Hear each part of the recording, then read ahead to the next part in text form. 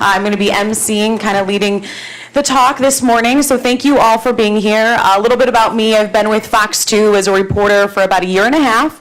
I've been in this business about 10 years. I was the crime reporter in Flint for 3 years, so obviously saw a lot in Flint. But I'm really happy to be here with you guys this morning, so thank you for having me. Also, personal connection to the topic. You may or may not have heard about our Jessica Starr, who passed away recently, and obviously kind of shook the newsroom. And we're a very tight-knit business and family at Fox 2, and so I'll be thinking of her and her family this morning as we get started. So thank you all for having me. A couple housekeeping things first and foremost while you're snacking. In front of you, you see the agenda for the day: a photo release form and an evaluation. We do have a photographer here today. If you feel comfortable having your picture taken, please sign the form and place it in the middle of your table. The photos may be shared on Oakland County Health Division's social media pages, so go ahead and take a second and fill that out now if you're comfortable having your picture taken. You'll also see notepads and pens. Those are yours to keep and take some notes as we move through the discussion this morning. Please silence your phone. I hope mine is silenced. If you have to take a call, just please step out right into the lobby there. We're going to try and build in a little bit of a break, but no formal break, so take care of your needs as they arise. Bathrooms are out the door, to the right, past the waterfall, on the right-hand side by the drinking fountains. I think you'll find them. We understand that suicide may be in the room personally. Many emotions may come up as we move through the morning. If you need to talk to somebody, there are support folks here. They have the green tabs on their name tags, so you can always find them. Maybe raise your hands for all those folks in the room. Also, during the discussions that you see on your agenda, there's 2 of them. There are some resource tables around the room, so following those discussions, if you want to walk around and take advantage and chat with those folks, you're more than welcome to do so during the discussion portion of the program. Last but not least, thank you to Oakland County Suicide Prevention, Havenwick Hospital, and Oakland County Youth Assistance for helping co-sponsor this event with the task force. All right, let's get started. I just have a couple of facts to share with you guys.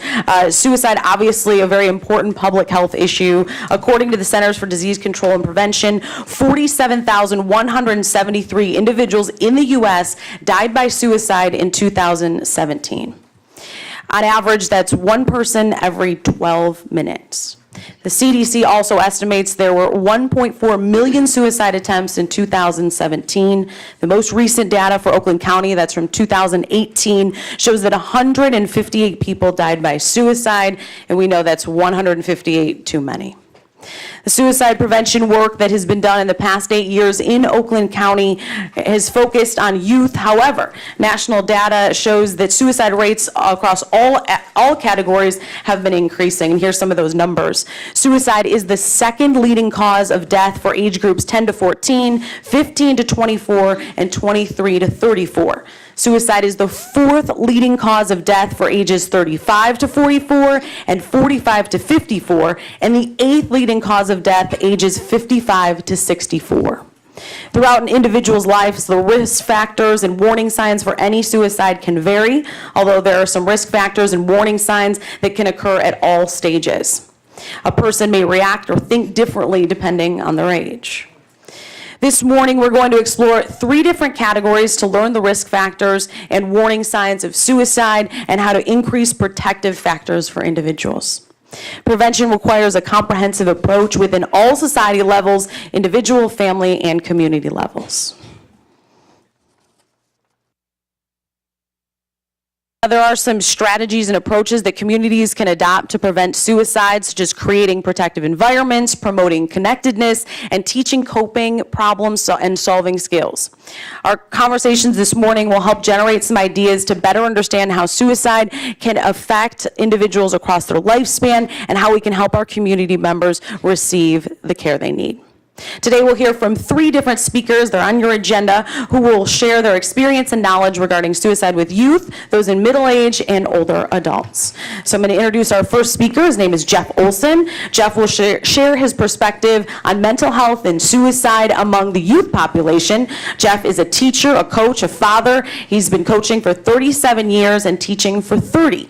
He's had many successes, but has also gone through very tough hardships. Jeff is here to share his story of his son, Daniel, who suffered from depression, anxiety, and ultimately died by suicide. Jeff has made the documentary Do It for Daniel to educate people about just depression. The documentary is aimed to increase awareness of the disease and break down the stigma of mental health. Let's welcome Jeff Olson.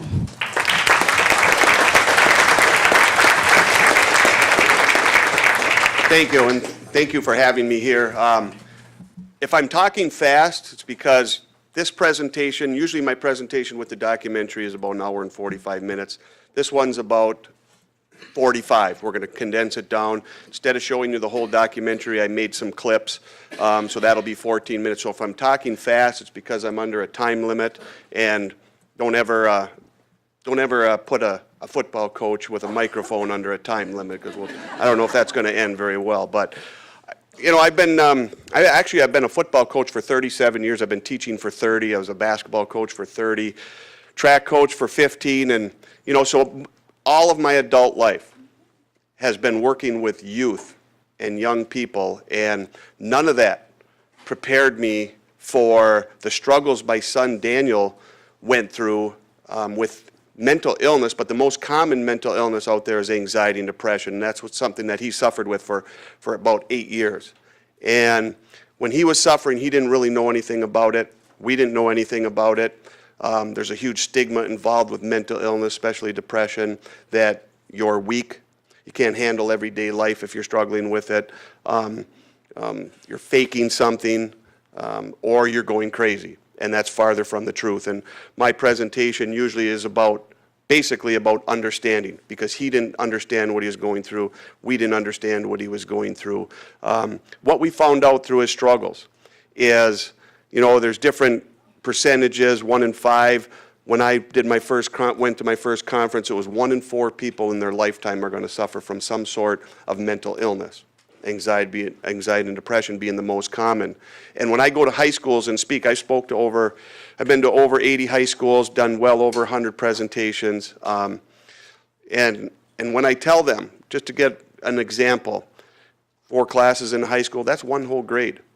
That could be the whole 11th grade. That's how many people in a high school is going to suffer from some sort of mental illness in their lifetime, yet people don't know about it, because people don't like to talk about it because of the stigma. Just to give you a little background on my son Daniel, I teach and coach in Ishpeming High School up in the Upper Peninsula. When I come downstate, high schools, not many people know where Ishpeming is, but I coach there. Like I said, I've taught there for 30 years. Daniel graduated from Ishpeming High School in 2011, played for me. He was a starting quarterback. He was pretty much an all-American kid. Tons of friends, very personable, girlfriends, good at everything he did. Just to give you a quick example, his senior year, the Upper Peninsula gives their own sports awards. He was the Upper Peninsula Offensive Player of the Year. He was the Detroit Free Press All-State first-team quarterback.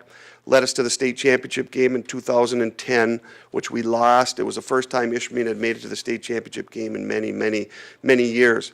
In basketball, he was a 2-time conference defensive player of the year. In track, he was on an Upper Peninsula championship relay team. So he was somebody that you would think had it all. No worries in the world, no reason to be sad, no reason to be depressed, yet he was. And through some of his darker times, when we would try to talk to him, it seemed easy for us. You know, we'll cheer him up. You know, he's down, he's sad. You know, just tell him all the great things he has going for him, pretty much telling him what I told you. But every time we did that, his answer would always be the same. If everything's so great, why do I feel this way? So that's why I'm here, and that's why I go around to get people to understand why, what it is, what it feels like to have it. It's a medical illness of the brain. Doctors don't know as much about the brain as other organs. There's lots of different types of medicines, lots of different types of counseling techniques. You got to find out what works for you, but you have to be able to tell how you feel, and people don't like to do that. So Daniel suffered for about 8 years. He feels it started about 6th grade. That's when we kind of felt things were off a little bit. But he fought it on his own in silence for 5 years, which so many people do, because they feel alone, because nobody talks about it. They feel like they're the only one suffering. They feel ashamed of who they are because they're perfect on the outside, but on the inside, things aren't right. And that's the problem. That's the problem, with this illness. But anyways, fought it for 5 years on his own in silence until the spring of his junior year. That's the first time he came to us and asked for help. And I remember, like it was yesterday, clear as day. We got him a doctor's appointment the next day. I remember sitting in that doctor's office with my wife by my side. Daniel was in talking to the doctor first. He wanted to talk to him first alone. I remember sitting there just scared to death because I didn't know what he was struggling with. Even though he had had it for 5 years, all I knew was he was contemplating taking his life. So I guess I was looking for two things. I was looking for understanding and I was looking for hope. The understanding part was, please, doctor, when I go in and talk to you, please tell me there's a name for what he's struggling with. And the hope part was, whatever he's struggling with, please tell me it's treatable. We got that. We got that understanding. We got that hope. We found out it's a very common medical illness that's very, very, very treatable. But then on the way home, Daniel drove himself, so he drove home by himself. And my wife and I were talking about it in the car. And all of a sudden, one of us said, are we going to tell people? Because if Daniel would have tore his ACL or tore a ligament in his knee playing football or sports, we would have told our friends, we would have posted on Facebook, we would have called the relatives. But this was different. Daniel was diagnosed with a mental illness, anxiety and depression, which people don't talk about. So when we were asking ourselves, are we going to tell people? The answer we came up with was absolutely not, because that's why we didn't really know anything about it. So we hid it. 3 months later, Daniel had his first suicide attempt. He's in the hospital for 4 days. They took his phone away. The Upper Peninsula track finals were that weekend. He had to miss it. Everybody's wondering where Daniel is. So again, as a family, we're hit with the same question. Are we going to tell people? Are we going to tell people our son, who everybody thinks has everything going for in the world, good-looking, successful, voluntarily tried to take his life? Again, the answer was absolutely not, because we didn't know of anybody who tried to take their lives, so we hid it. Short time after that, Daniel had his first day on the psychiatric ward, the dreaded psych ward, which is a huge stigma word in itself. Really should be called the brain unit. Take away all the stigma.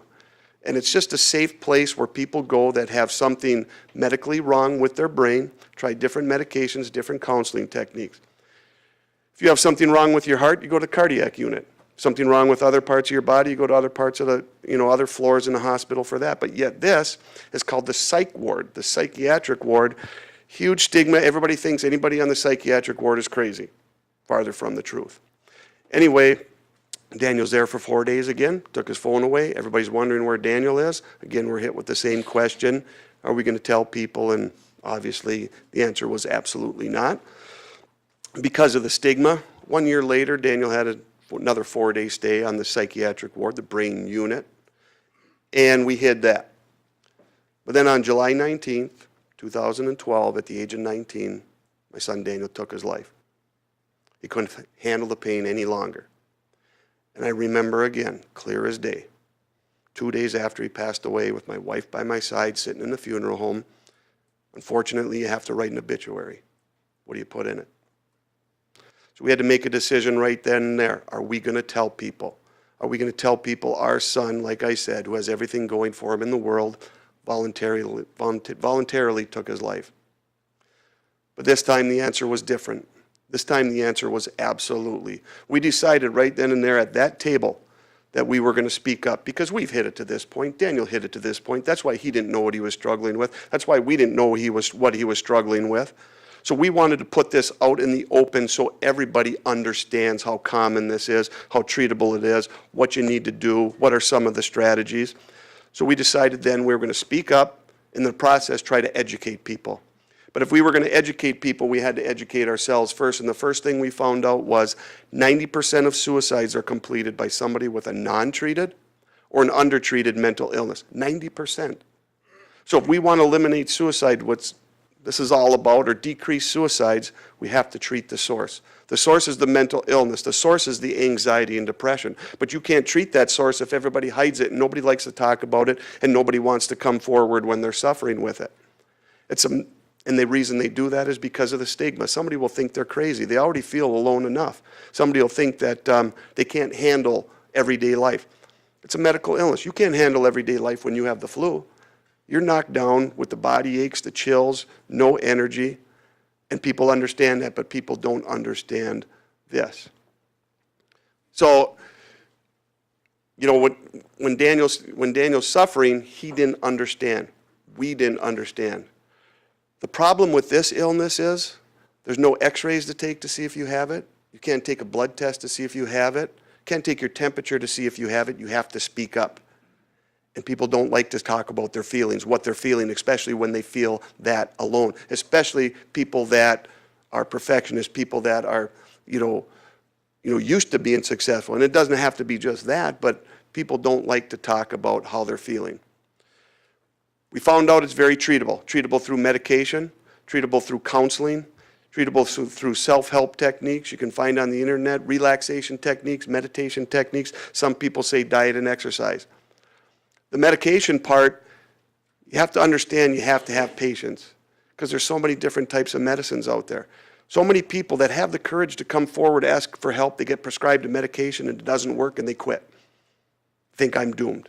It's not going to help me. I already feel different. I already feel alone enough. That medication didn't work and I'm done. You have to have patience. If the first medication doesn't work, you have to go to your doctor and you have to say, it didn't work. This is the way I'm feeling.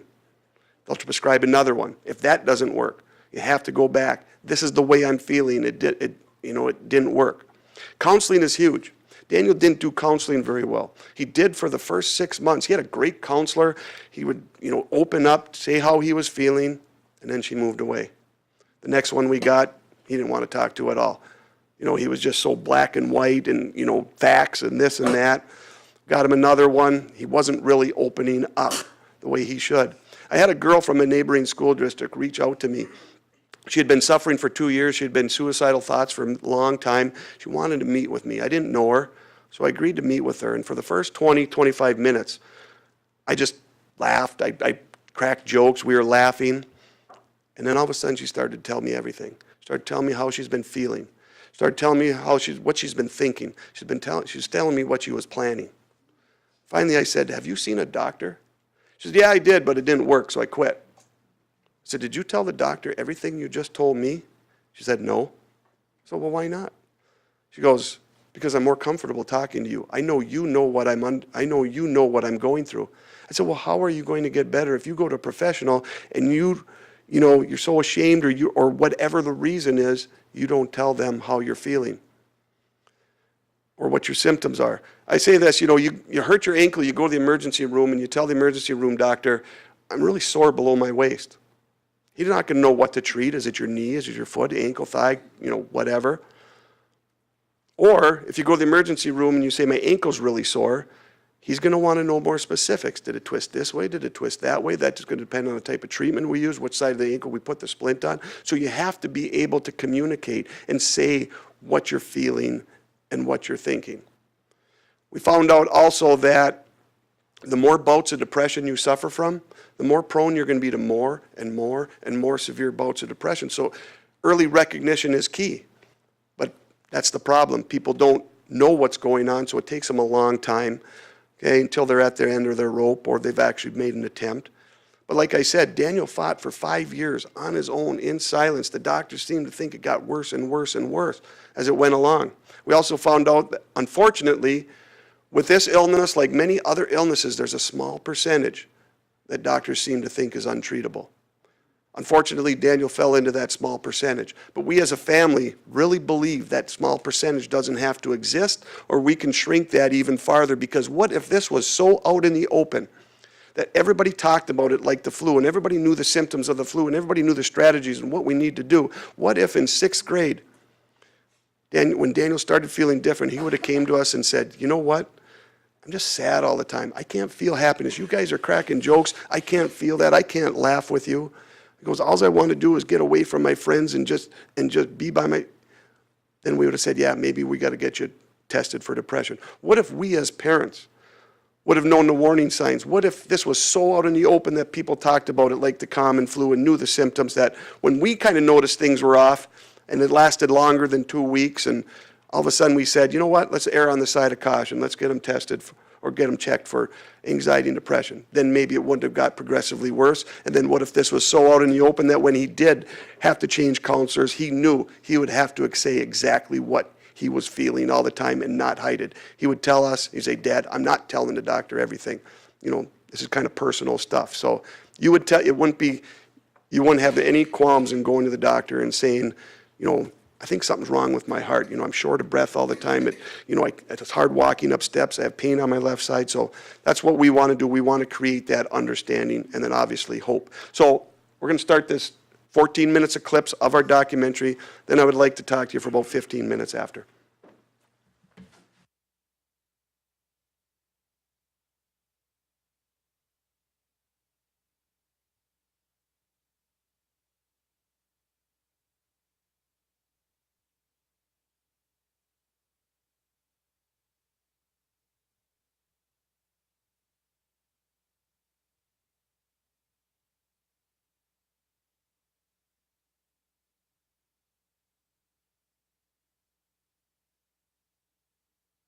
Well, depression is absolutely a brain disorder. It's a brain disease, we know that. But depression is about an inability to experience happiness and joy that other people would be able to under normal circumstances.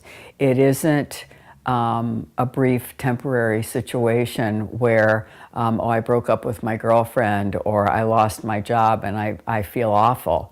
It's about life is proceeding normally and I can't engage and enjoy it the way people without the brain disease of depression are able to do that. To me, depression means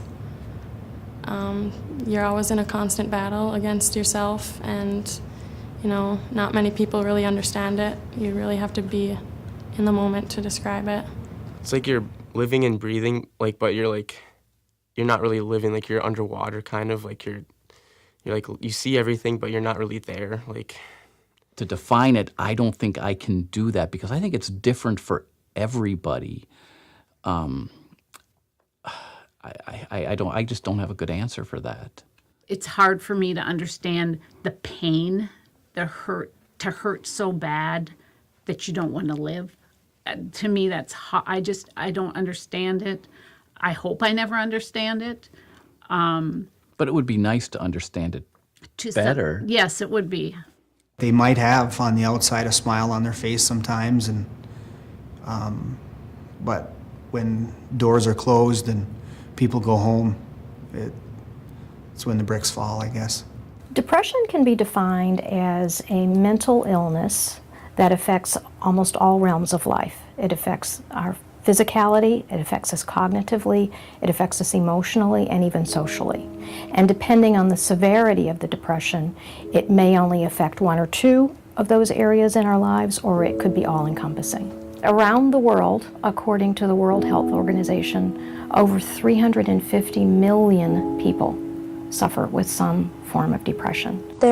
If we did lose a game, there's a lot of times he would blame himself. And the biggest one was our state championship game. He would wake up in night sweats, almost like a nightmare, blaming himself. He would only hear what he wanted to hear. Daniel, look at this. You ran for 2 touchdowns, you threw 2 touchdowns, you gained this many yards, and he could only focus on the few mistakes that he'd made, and they weren't really mistakes, they were just uncommon things that happened, but he didn't see them that way. He couldn't let it go.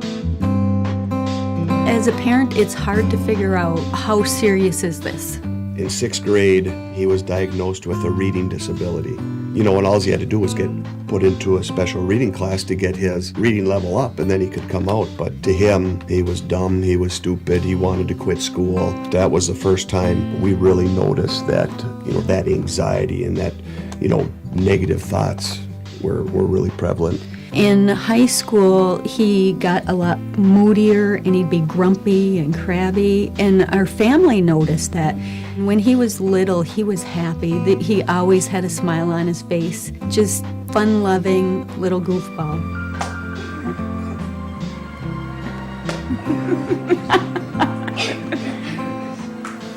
Is your brother a goofball, Kay? No. Yeah. No. I'm not goofball. Did you know? I'm a funny dude. What happened to that little boy with the smile on his face all the time? So they saw changes, but to try and explain it was anxiety, I don't know if we could have called it anxiety until he actually got diagnosed. It was a relief to know, there's a name for what he's going through. I think for Daniel, it was a little bit of a relief too, because up until then, he thought he was crazy. He just thought he was crazy or weak. He blamed himself. He was such a perfectionist. There are a number of signs and symptoms of depression.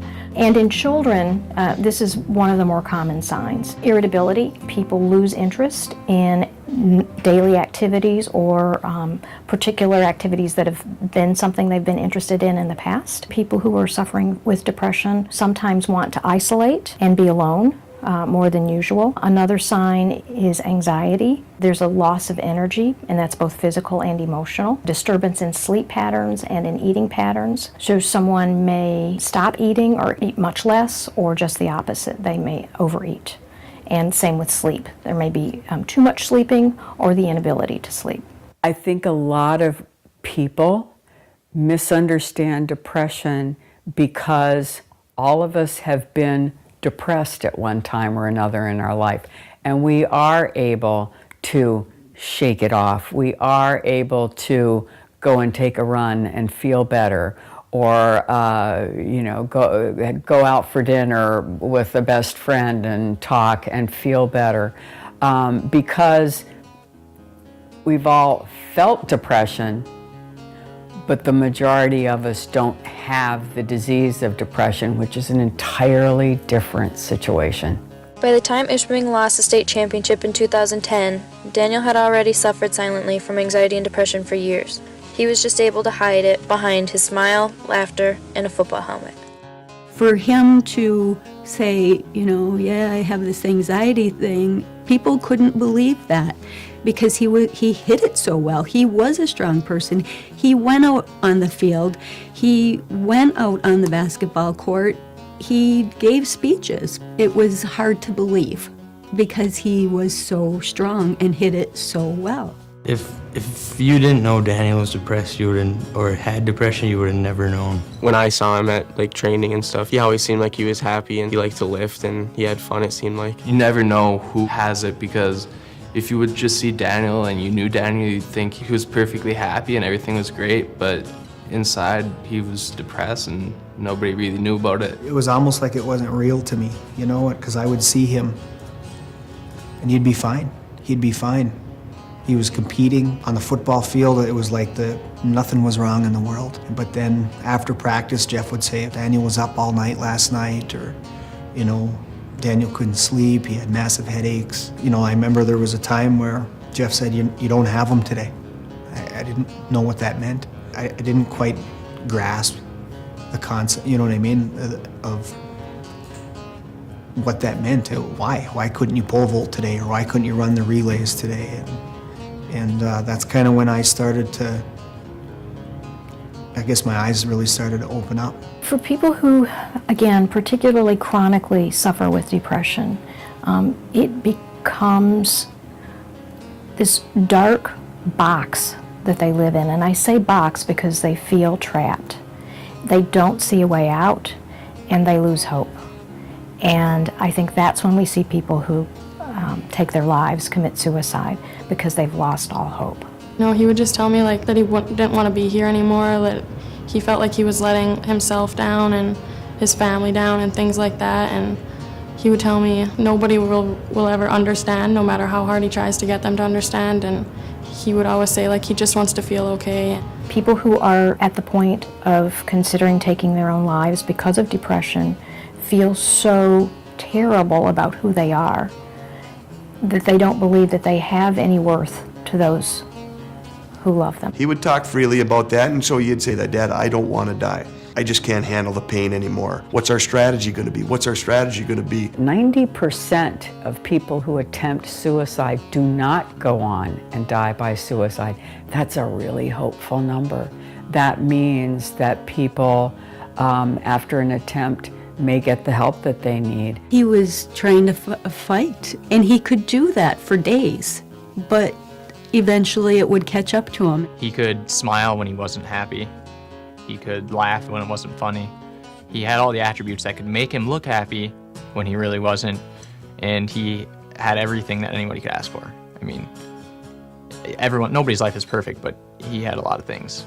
He couldn't figure out why he could feel so bad, really, is how he was feeling when he had so much going for him. And I think on the outside he knew that he had a lot going for him, but the inside never matched the outside. He would put a smile on his face and fool everybody. Daniel was a really private person, so people closest to him knew.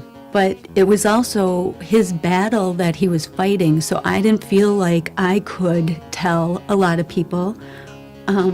Trying to help him and keep his confidence was part of it. And even if you told people about it, they wouldn't believe it. You know, and that's part of the stigma and the non-understanding about this disease is, you know, if somebody has enough courage to come forward, which we want out of this, then a lot of people won't believe them either, and a lot of people won't do anything, and that just, you know, reiterates their thoughts that, you know, maybe I am going crazy. He was like a little brother for my whole life, basically. I mean, I know what he was going through was hard. I guess I understand, but not as much as I would like to. There are things that I wish I could go back and ask him, but I can't, so. Since Daniel died, it's been amazing how many people have come and said, I struggled with anxiety or I struggle with depression, and it's a relief to hear that somebody else does too, or it's a relief to know that I'm not the only one fighting, I'm not different, I'm not crazy. I think it's hard to talk about depression because you can't see it really. If I have a broken arm, I feel sorry, people feel sorry for me or ask me what happened. Because of the stigma of anxiety and depression, we want to get it out in the open so people don't feel different, so people don't feel abnormal, so people don't feel like they're crazy. What I want people to understand about depression is to not be afraid to try to get help and to talk to people about it. Like, don't be afraid to talk to like your parents or somebody you trust. Depression is treatable, and there's no shame in seeking out help or treatment for depression. There's hope.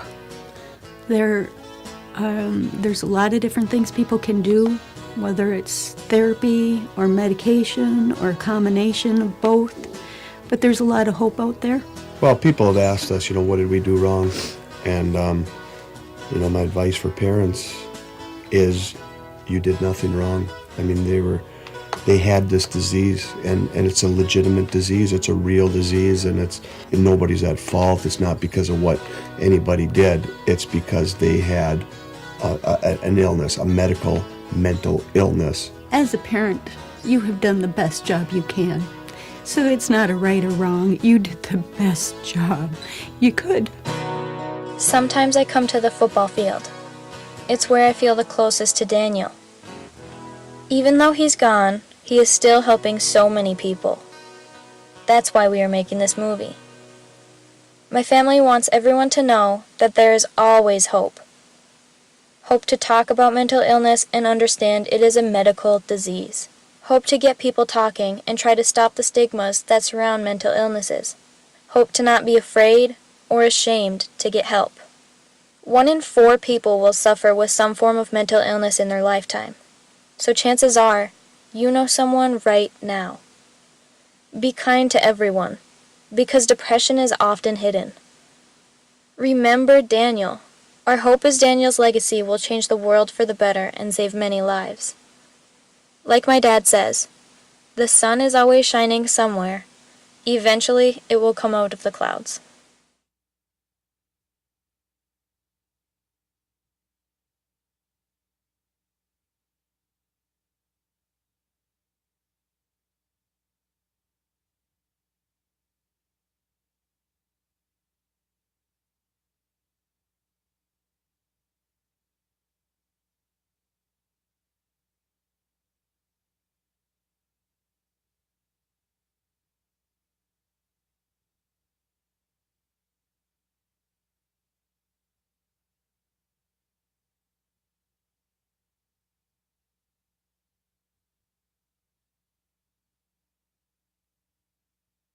We have a Facebook page. It's called Do It for Daniel. A lot of people will post quotes, articles about what they're struggling with. If you really scroll way back, people have written letters who've watched the presentation who can really relate to what Daniel went through. So recommend you check that out if you wish.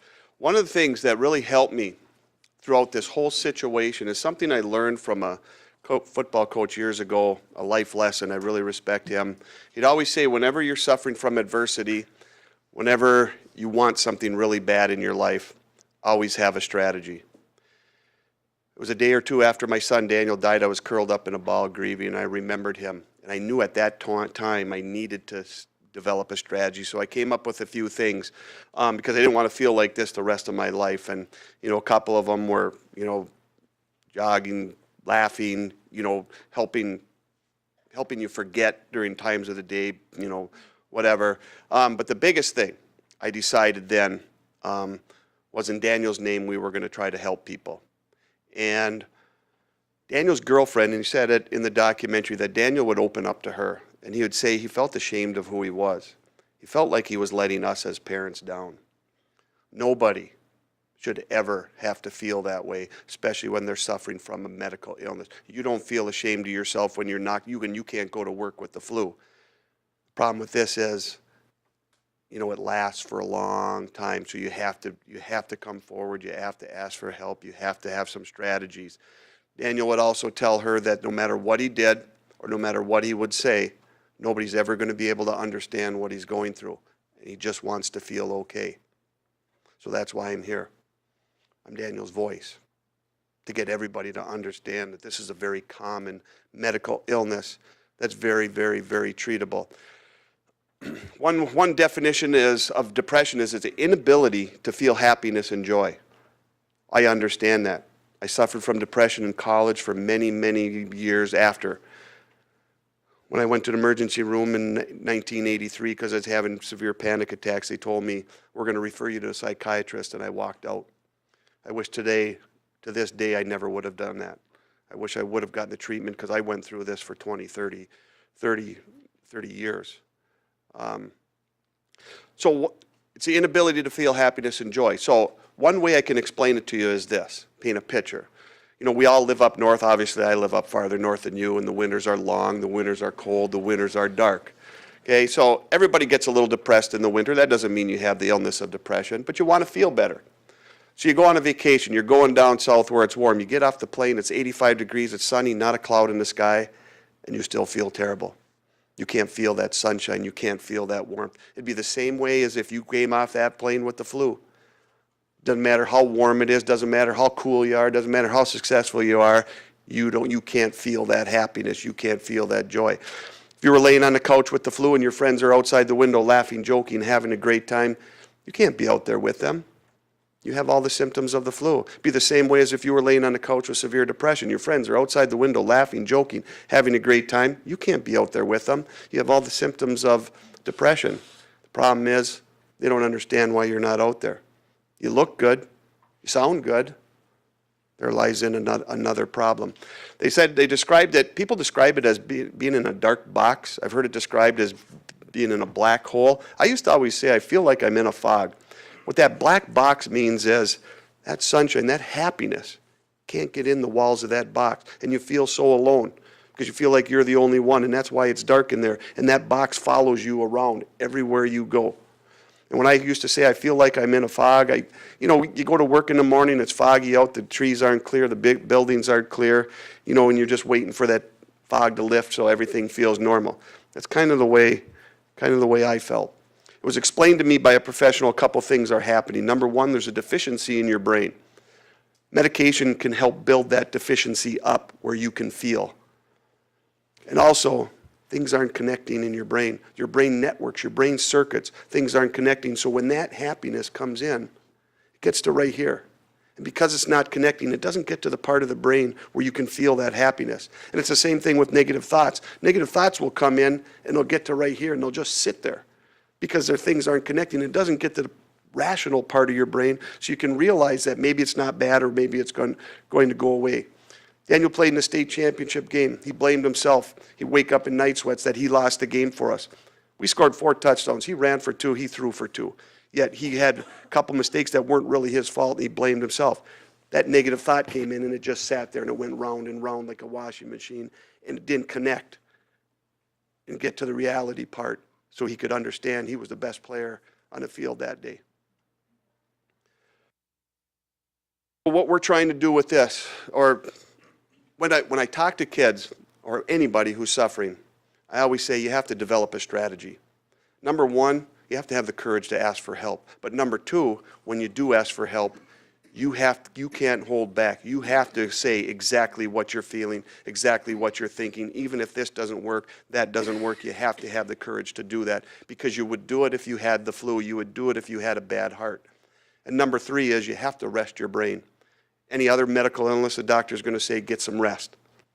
If you hurt your knee, whether you have surgery or not, they might put a brace on it for 1 month, 2 months, 3 months. You're not allowed to use that injured area until it heals.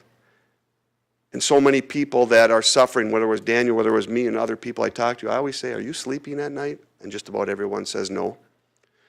They can't, because there's so many thoughts, this negative thought, that negative thought, this worry, and it goes round and round and round. They don't get the sleep that they need. When you sleep, you create some new brain cells, and you're not creating those new brain cells to help you get through the day, the rest of the day that you have to get through, even when you have an illness. So you have to be able to rest that brain. So when you go to a doctor, you have to say, I'm not sleeping at night. They can prescribe some sleeping medication, or if you don't want to go that route, you can get some very safe over-the-counter melatonin, Tylenol PM, to slow your brain down, to let you rest so it can heal. What we're trying to do with all the presentations that I've been to is we're trying to create a 2-lane highway, because so many people that are struggling feel like they're going down a dead-end road, and there's only going to be one outcome, and it's just nothing's working. So when they're going down that dead-end road, they can go turn around and go on a different road, and that's a road to mental health. And on that new road, there's different exits that you can get off that road. The first exit might be a medication exit where you can get off that road and get help through medicine. Farther down, there's another exit. You can get off and get help through counseling. Even farther down, more exits, relaxation techniques, meditation techniques that slow your brain down, where your brain can heal. And a lot of people will say diet and exercise.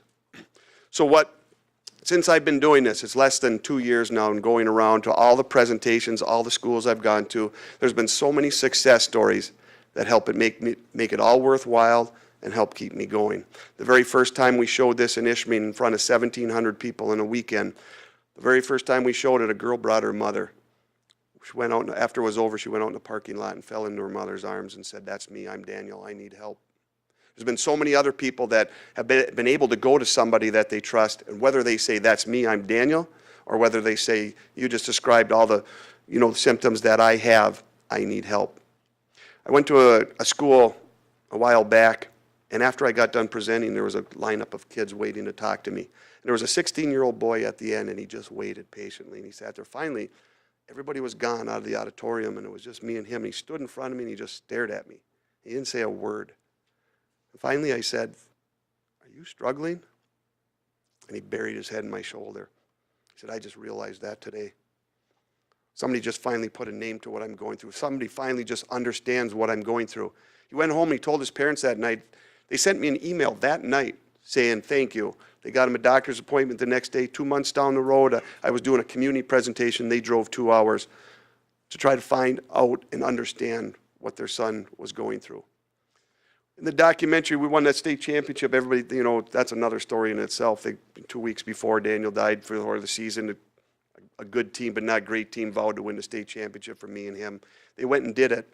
4 guys off that state championship team showed up on my doorstep 2 years ago at 3 a.m. They called first, but one of them was having suicidal thoughts. So I brought him in. We talked for a long time. We came up with a strategy.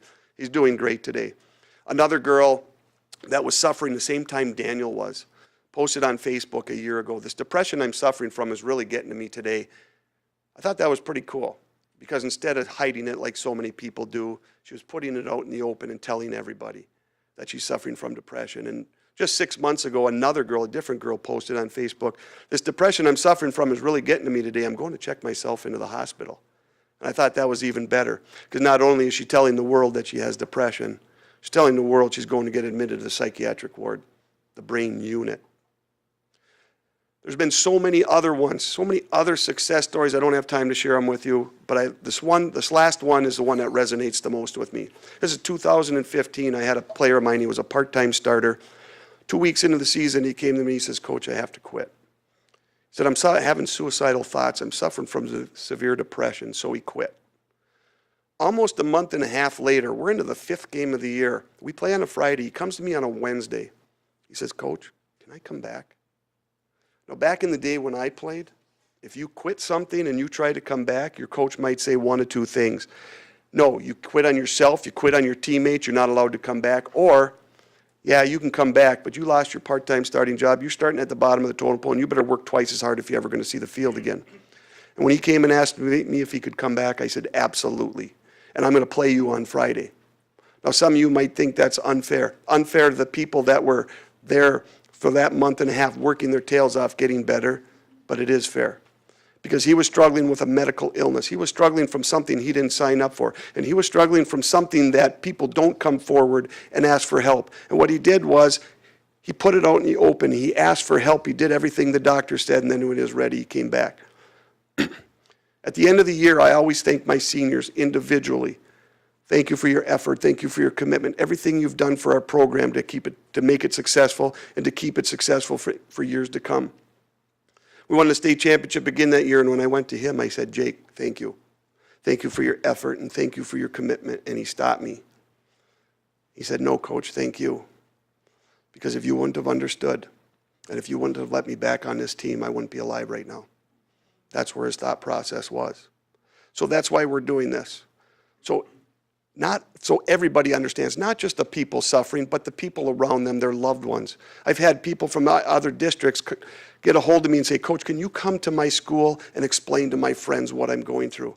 I've had kids come to me and say, "Coach, I need help, but my parents don't understand. They don't think this is real. They think I'm just trying to create some drama." So we're trying to create that understanding for everybody, that this is a very common medical illness that's very, very, very treatable if you do have some patience and you do things right. And I always leave my presentations with this, and I'll do the same with you, and that's be kind. Be kind to everybody, please, because you don't know what people are suffering from in silence. So thank you for having me here. I'm glad I beat the time deadline. Thank you.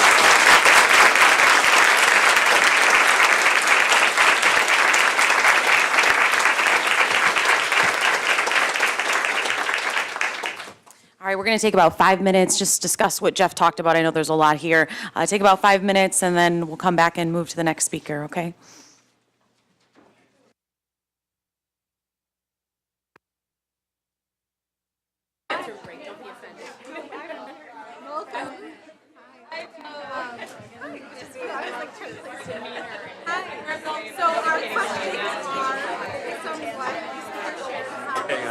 I'm Durant. Good morning.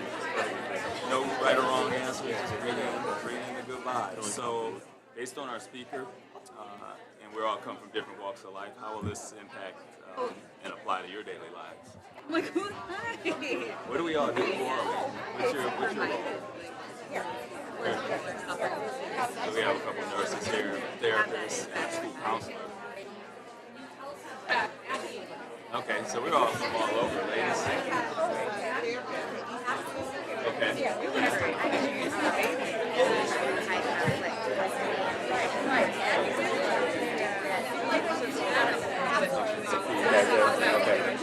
Yeah, so we got a couple of nurses, so you guys are the majority.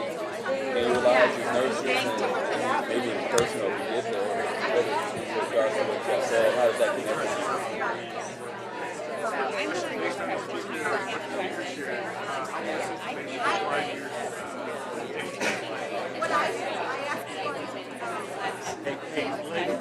No, I think we're supposed to have a facilitator for the table, and so really what we're supposed to be discussing as a group is how this will apply to our day-to-day life, and what would you like to see happen in the community regarding suicide prevention.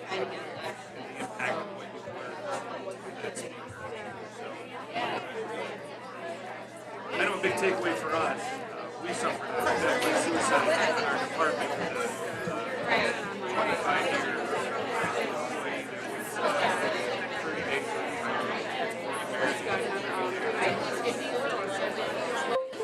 We definitely tried to work on the stigma and safety.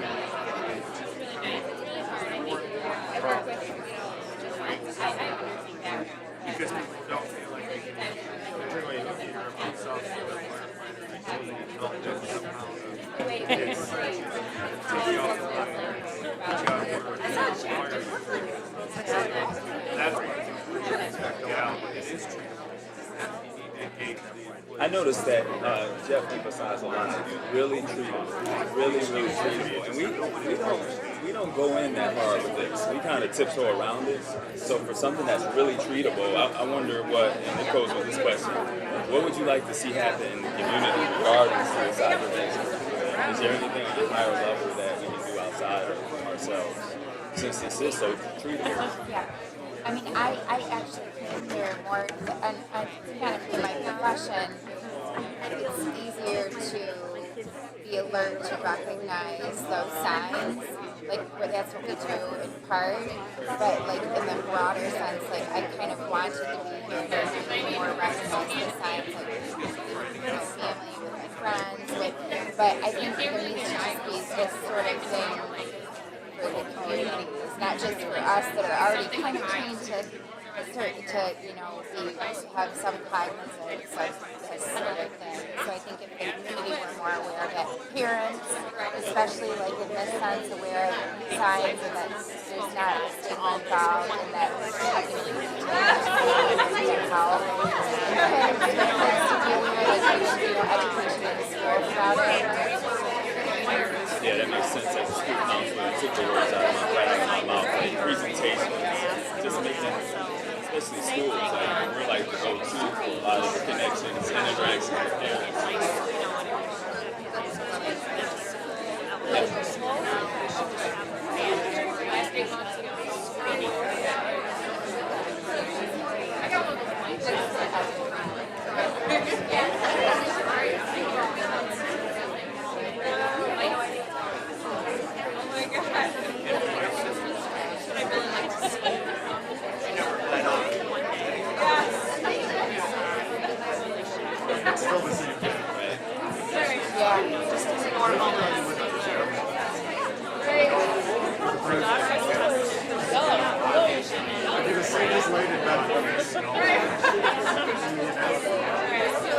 All of a sudden, one day, you might see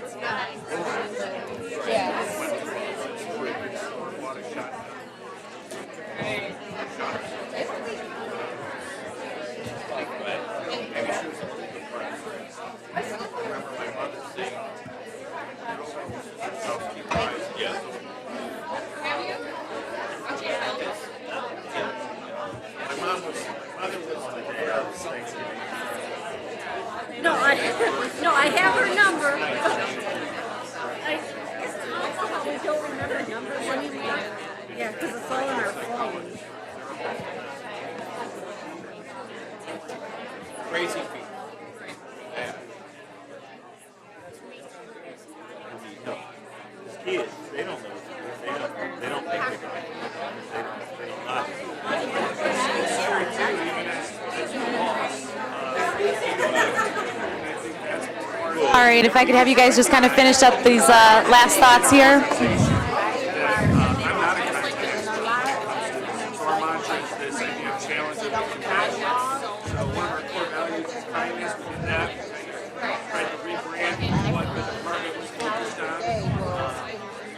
All right, can I have everyone's attention?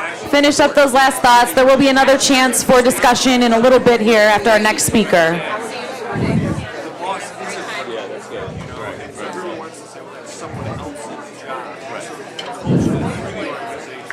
All right, we're going to get started with our next presenter. So if I could have you guys take your seats if you are ready, please.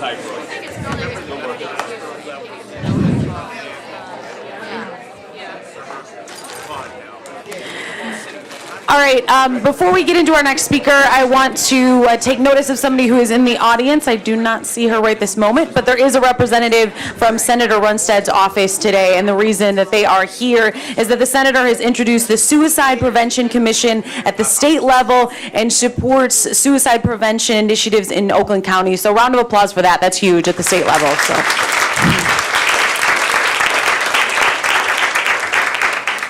All right, our next speaker is Amanda Stein. Amanda earned her Master of Social Work degree from the University of Michigan in 2011. She's worked as a clinician and educator, as well as an extensive training and professional experience in crisis response, trauma, and suicide prevention. Amanda has been married for 15 years and has 3 children. In 2014, Amanda was diagnosed with bipolar 1, and over the next 3 years, she was hospitalized 10 times.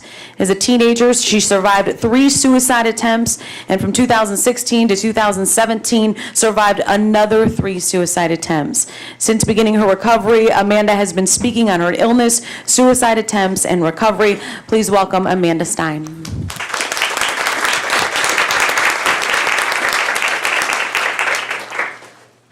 Everybody. So I'm here to speak on suicide prevention in middle age, which frankly that hurts a little. But I'm here to do it through my story. I don't normally speak from a written speech, but I thought there's so many people here today that I would panic and freeze, so I wrote it down. So bear with me. My name is Amanda Stein. Today is actually my 15th wedding anniversary today.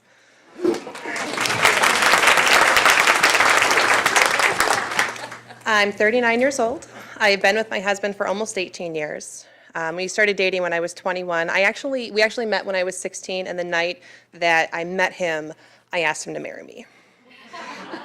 He was 23 and said, 16 will get me 20, go away. 5 years later, I got what I wanted. I'm the mother of 3 children, ages 13 to 10. I did earn my MSW from U of M in 2011, and I have been an infant mental health specialist at a homeless shelter, a case manager, a clinician, and for the past year I've been going around every now and then and giving speeches like this. Due to my illness, I left my career in 2015, but I am doing well enough that I am able to take the exam, and I hope to have my full license in the fall. I love swimming, hiking, camping. I just got an inflatable kayak. I can't wait to break out on the water. I love cooking, and after a very, very long search, I finally know how to make the world's best chocolate chip cookies. I've been a runner for about 20 years, but I am really slow. Just about anybody can walk faster than me. I really love stupid puns, and my favorite thing to do is text my husband dad jokes. I also live with rapid cycling 1, bipolar 1. The severity of my illness was enough that the first time I applied for Social Security, I got it right away, within just a few months, which doesn't happen. So that just gives most of you who have any idea how bad my illness was and how sick I was. From 2011, when I think I started having a regular episode, and it was in the spring, until 2017 in January. That doesn't make any sense to me. I want to skip that. The course of my illness from about 2013 on, I have lost friends. Because of my manic episodes, I have damaged relationships. Because of my depressive episodes, I have damaged relationships. I have had to give up jobs, and I gave up my career. I have been hospitalized 10 times, although one was when I was a teenager, and there was 9 times between 2013 and January of 2017. It was about every 3 months, because I was rapid cycling.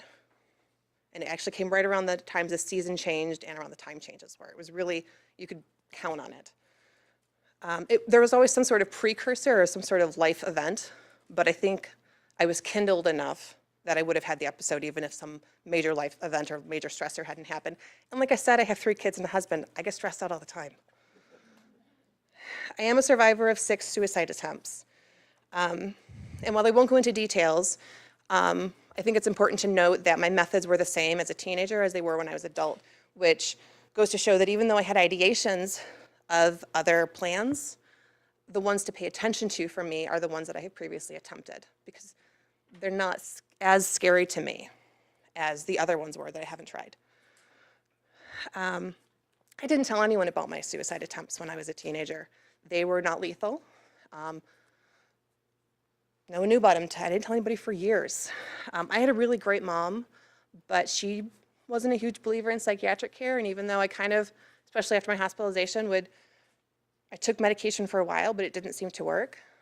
She didn't push me for it. She didn't push me to go. She didn't call me on it. If I had stopped my antibiotic because she was a nurse, she would have called me on it. But she didn't call me on this. And I don't blame her. But I went unmedicated and untreated until I was about 34 when I was diagnosed with bipolar. When I woke up on the medical floor from my last attempt in January of 2017, a social worker from the psychiatric floor came in to speak to me, as they do. She interviewed me. And it was my third attempt in less than 12 months. And they were lethal attempts. I survived by luck and probably by God's grace. And when she came to talk to me, I cried. And I begged her because I knew that at the rate I was going, if something drastic didn't change, I was going to be dead in less than 12 months from suicide. I'd only survived by luck. I believed at that time that my death by suicide was inevitable, and I was absolutely petrified. I didn't want to die. I didn't want to leave my husband. I didn't want to leave my kids. I didn't want to leave them with that legacy. Now I'm a trained clinical social worker. I was aware of my illness after my first manic episode. When my thinking came clear again, I knew what had happened. I knew what it was. I took my medication every day without fail. The handful of times that I fell asleep without taking my medication, my body woke up at 2 or 3 in the morning to take the medication. I tracked my moods. I have an app that I still do with tracking my moods for about 5 years. I made sure I got enough sleep. That was a really big thing for my psychiatrist and still is. I never missed a therapy or a psychiatric appointment. I exercised when I could. I tried yoga, meditation, lamps for winter, sensory deprivation tanks. I didn't drink to excess. I don't do any other drugs except those exactly as prescribed. But I was failing at saving my own life. I was failing my husband. I was failing my kids, who, even though they didn't know about my attempts, were aware every time I was in the hospital and aware that I was sick. And they were also aware when I was in the bed for 8 hours a day in the evenings, because I just couldn't be present. And I was failing everyone who cared about me. At that hospitalization, we tried a new medication, and within a week, I could feel my brain start to gel. And I started to feel happiness in a way that I hadn't felt before, or for a very long time. When I was manic or depressed, I would spin out until it felt like I was on fire from the inside. And I mean, that is not hyperbole. I felt like I was on fire and I wanted to crawl out of my own skin. My brain would filter out anything positive. At the moments of my attempts, and they were all pretty spontaneous, I didn't remember that anything had ever been good. I couldn't think to remember that anything would ever be good. And all I knew was how much damage I was causing by existing. That's what I thought. That's what I remember, that I am hurting them by staying here. Every episode left me feeling more and more broken. And when I was stable, I spent a lot of energy pretending I wasn't broken and feeling like I needed to hold the broken pieces of myself together. I would fake being healthy. I would fake wellness. And I pretended that I was okay for everybody. I'm a mom. Moms pretend, parents pretend for their kids, but I was pretending. Within 2 weeks of starting the new medication after my third suicide attempt in January 2017, I started feeling better. I could think critically again. The world started to actually look crisp again. It was like putting on a new pair of glasses after your prescription has changed. Things looked crisper. And when I'm manic, everything is brighter and everything is overwhelming. And when I'm depressed, things are physically darker and heavier. Just being sad and not being happy, it's just the way I perceive the world would change. And it took me a while to understand that. I didn't actually understand that until I went to the DIA and I looked at Van Gogh's painting and it looked familiar. And I sat there for a long time trying to figure out, why does this look familiar? It's because that's how the world kind of looks to me when I'm manic. I started to feel better. I started to get a little hopeful that I would actually continue to get better. I still feel broken, but better. Over the last 2 years, I have continued to be a model patient. Although sometimes on really good days and weeks when I'm doing great, I do kind of slip a little. I can tell when I use my mood tracking app, if I haven't tracked in about 4 or 5 days, I'm usually doing pretty well. But it means I need to start getting back on track because I can't get too far. I can't let myself slip. And I do have some coping skills near the end of the speech that I'll give out. My suicide attempts were horrible traumas for my husband and my family and friends that knew about it. And while we haven't told my children that I've attempted suicide as an adult, once they are older, we're waiting till the youngest is old enough to developmentally kind of get it, we will have a conversation with them about it. But my mental health team agrees that they're still too young. But the attempts were also traumas for me. So I was not only dealing every time I got better with the bipolar, I was dealing with the trauma of losing control of myself and being so sick. Losing my sense of being able to trust myself. Because for 20 years I had thought, yeah, I'll never attempt suicide again. I'm okay. I'll think about it, but I'm not actually going to do it. And when that was taken away from me, I didn't know who I was anymore. And I couldn't trust who I was. Work on changing how I see myself. I've had to work on knowing that I am ill and actively treating myself like I'm ill, like you do when you have the flu, to managing an illness, which includes mood tracking and includes making sure I get enough sleep most of the time, not drinking too much, all those things. I also had to change how I saw myself because I did see myself as very, very broken. And I had a therapist who didn't like it when I said that and she'd correct me. And to this day, it still makes me angry because that was how I felt. And I needed to talk about it. And I needed to talk about the trauma of my attempts. And nobody else could. My husband couldn't talk about it. To this day, it's still very difficult for him, which is why he's not here. And that's understandable. I needed to talk about it and I needed to treat it like the trauma that it was and process it. I don't see myself as broken anymore. I see myself as a fighter. My husband is actually instrumental in that because in my dark, a few times I have said, you know, what are the kids going to think of me? They're going to think that I tried to leave them, and that's horrible. And he said, they're going to see you as a fighter. I hope that's what they see you as, because that's what you are. I thought that resilience meant bending but not breaking, stumbling but not actually falling and crashing down. And I realize now that the resilience is in climbing and fighting our way back up after we fall. It is putting ourselves back together after we break. I am healthier now in general than I've been in years. I do still often feel like a raw and exposed nerves. Last night I was at a swim meet for my daughter in a super crowded pool, which was super loud and humid, and the stands were full and super uncomfortable. I'm 39, I can't sit in those anymore. Right. And it was completely overwhelming. I sat there for about an hour and a half. The first hour I was able to manage, but after that I sat there because she had the first event and she had the last event, 20 events. And it was overwhelming and it was almost unbearable. But I showed up and I was there. 2 days ago I actually wanted to cancel this speech, but I promised myself as a part of my recovery that if I say I'm going to do something, I will show up. So I'm here. And I don't actually agree to a lot of stuff anymore.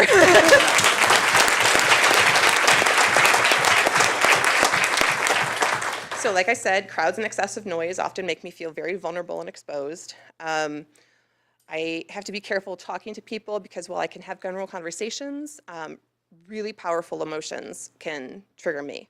I'm getting better at managing that and managing conversations so that I'm okay. So I had to leave being a therapist. But I'm also very, very slowly learning how to have the overwhelming feelings and be able to think past them. My brain tends to shut down. I have trouble thinking. I'll actually like misspeak words or like say like words. And when I start doing that, my husband knows it's time to send me to bed. But I'm learning to struggle through the sludge and think my way through it, which is really difficult, but it's starting to work most of the time. Over this past year, the first year I spent kind of holding myself together, fingers crossed, praying that I was really going to stay better. Over this past year, I have started to process my attempts and kind of use them as a shield. I was camping by myself last summer, and I had to get up in the middle of the night to use the restroom, and I was really scared to leave the tent in the middle of the night because it was dark.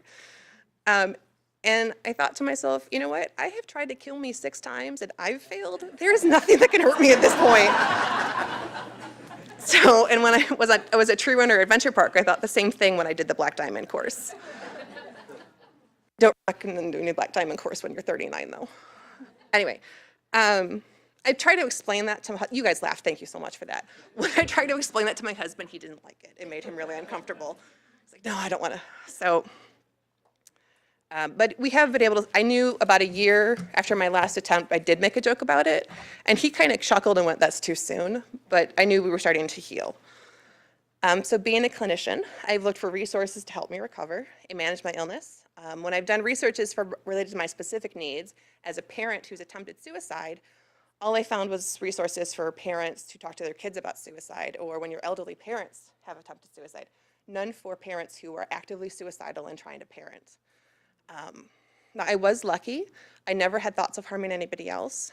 But the medication I'm on actually has helped limit the thoughts of harming myself, but they do still happen, I think, more frequently than they do for most people. Nowhere near like they used to, but it's still a struggle. And unfortunately, as hard as I looked, there was absolutely no manual or blueprint for healing Amanda Stein. There was no article for how to put me back together. There was no map of where my parts were supposed to go. I have had to utilize every research, networking, and critical thinking skill that I've had to put together a treatment plan for myself. Most people don't have the skills and training to do that. I'm really lucky that I did. Even though I haven't worked in my field in about 4 years, what I say is that if my MSW degree didn't do anything for anybody else, at least maybe it will save me. And my daughter recently reached out to my husband and I and admitted that she was having thoughts of harming herself, and she's 11. So maybe it can help me save my kids too.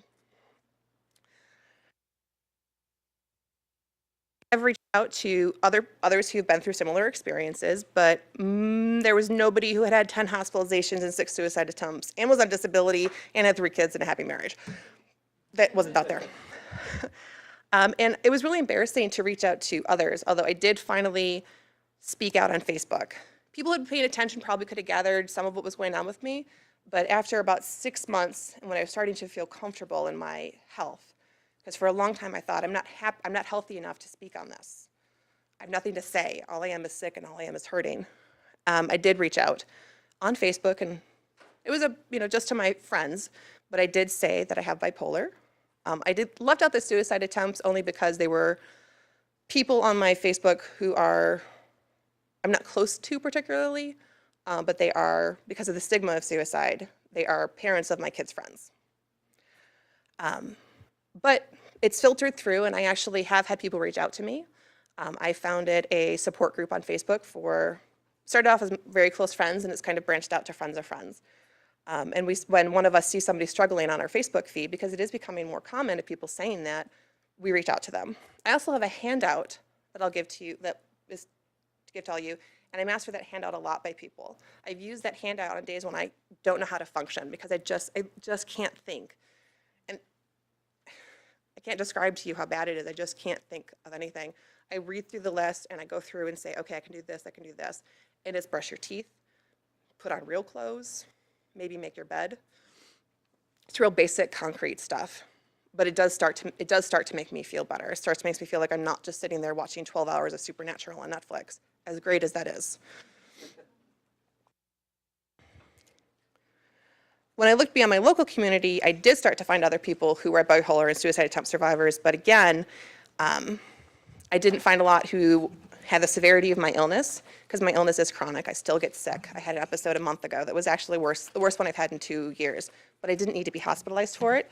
I didn't make any huge mistakes, and I didn't try and hurt myself. I don't think I even thought more than a couple times about hurting myself, which is great for me. Sharing my story and identifying as an attempt survivor leaves me feeling extremely vulnerable. But each time I've gone in with the hope that one person could find something that they identified with and helped in their recovery, or in helping another with their recovery. And each time it's been something different that people have pulled out, but here's what I know has helped me. And I like concrete stuff. I'm not a big fan of, there's a silver lining. There's not always a silver lining. sometimes things just suck. The unconditional support from my husband is one of the biggest things.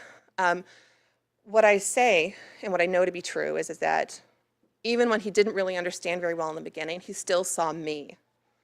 He didn't just see the symptoms. And it's really hard, especially when something has been chronic, to conflate the symptoms with who that person is as their character.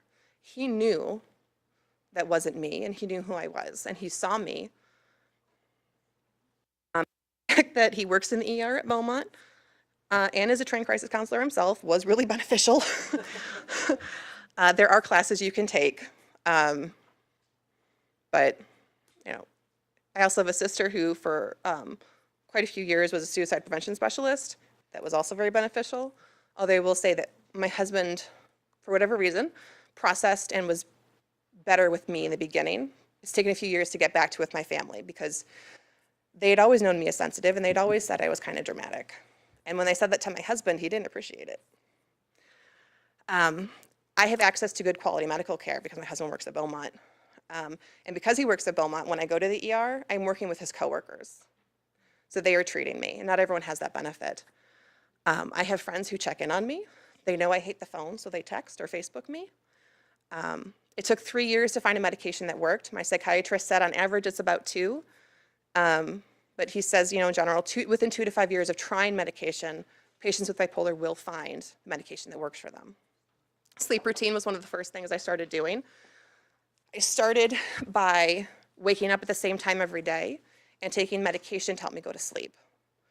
And I stick to that. I still try and get about 8 hours. When I'm not doing well, it's closer to 9 to 10. And if I start having several days of where I'm getting 5 or 6 hours or waking up really early or not being able to fall asleep, I know that something's wrong. This last episode, that was how I knew something was off. I do track my moods. I use something called eMoods. I do have to pay for it. There used to be a free app, but it disappeared. And I have a lot of things that I track, and that's because over the years I have figured out what my triggers are and what symptoms are. So I keep track of those almost daily. I do try and regularly exercise. Running works for me, but whatever works. And when I'm really sick, I try and set daily goals. I started early on. I just got up every day and made my bed. I sometimes would get right back into it and watch 12 hours of Supernatural, but at least I made my bed. A friend came up with this phrase, is that when I, myself, and those around me and those that you work with, you have to trust in the instability of abilities. I'm not faking, I am sick. I may have been fine yesterday, but I can be so sick that I can't function today or tomorrow. So telling me, well, you were fine yesterday isn't really helpful. I do have disability. I haven't worked enough to earn full SSDI, and I'm working on that, but it is helpful and it takes a little bit of a worry off. Trauma and loss are universal experiences. The details vary, but we all must walk through them at some point. We treat them like private and personal experiences, and we tend to keep them personal and private. And while many may want and need to keep them private, people don't want to put their business out on Facebook. I don't blame them. There is comfort and strength in sharing them and hearing others share them. Every time I or a friend has shared our mental health struggles on Facebook, the conversation has always started, either publicly or privately. By sharing my struggles, I have repaired and rebuilt relationships I thought were over.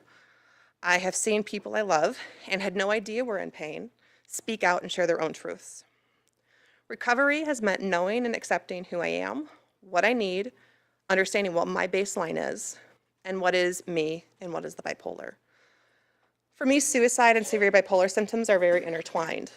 I can manage small mood swings, but when I start to get really sick, I panic because I am traumatized all over again and terrified that I will have to go through what I went through. My medication had to be changed in the winter, and it was horrible because it had worked for almost 2 years, and I was terrified that it was going to stop working. That I'd be back in the hospital again, and that I wouldn't be so lucky the next time I tried to kill myself. I am learning to live with my illness. I am learning to manage it. I have to manage it every day, which is often exhausting, and it is helpful when somebody just lets me say that. Doesn't mean I'm going to stop my medication or do anything crazy. I just need to be able to say, this really sucks. Anyone who manages a chronic illness knows it can suck sometimes. and sit in the suck with me. Don't try and make it me better. Don't try and force me to be hopeful, but sit in the suck with me. Hold hope for me, but don't try and make me have it. I am learning which of my demons I can dance with and which ones I have to go to battle against. And by sharing my story, I hope someone else hears something that will help them do the same thing.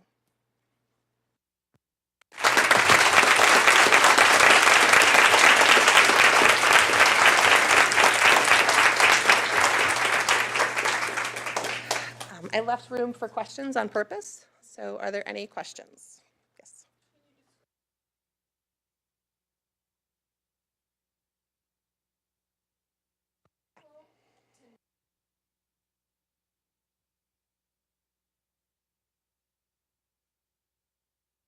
I had a friend one of the times when I was in ER who just came and held my hand.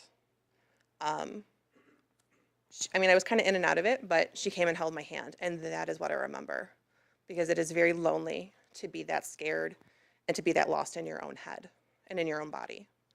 If I need food, ask me for concrete, tangible things that are needed in this moment. Some people like platitudes. I'm not saying that everybody hates them, but just sitting quietly with me. And as a therapist, I was a therapist, that's really hard to sit in a session and not talk or not have your client talking. But I would usually try and give them at least a minute or two where I was just silent. And usually they would start talking first. And when somebody do that for me too, that can be helpful. Sometimes it's helpful to ask what I need, but give me options. Like, do you want me to just sit here and hold your hand? Do you want me to go get you food? Do you want me to, if I was at home, want me to do your laundry for you, which will always be yes. So that is sitting in the suck and sitting in the silence, yes. That answer?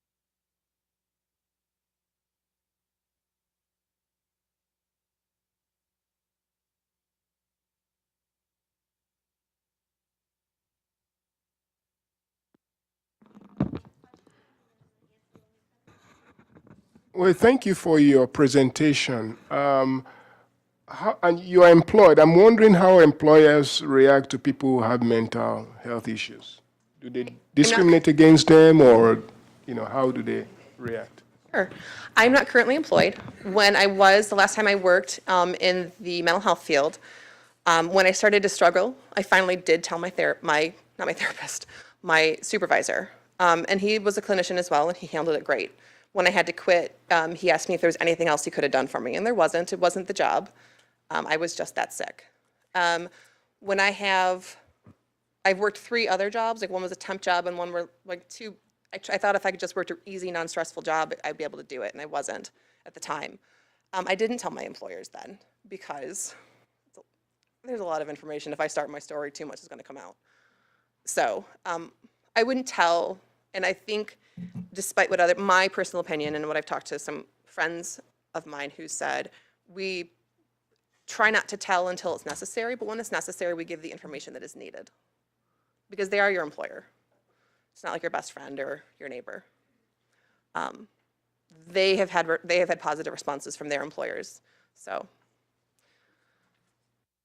I don't know really well to answer that, because every employer is going to be different.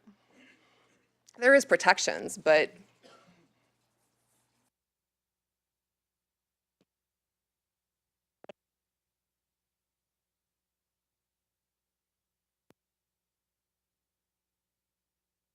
me.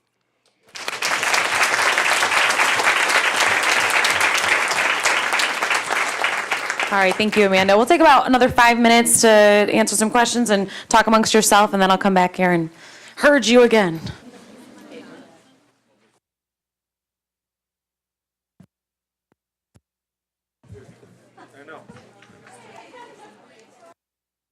So big.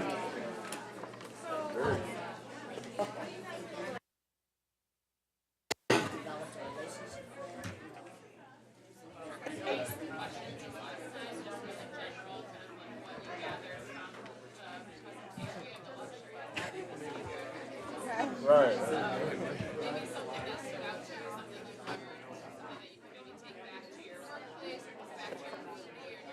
What do you do at the college? Wait, well, I've already lost. I lost.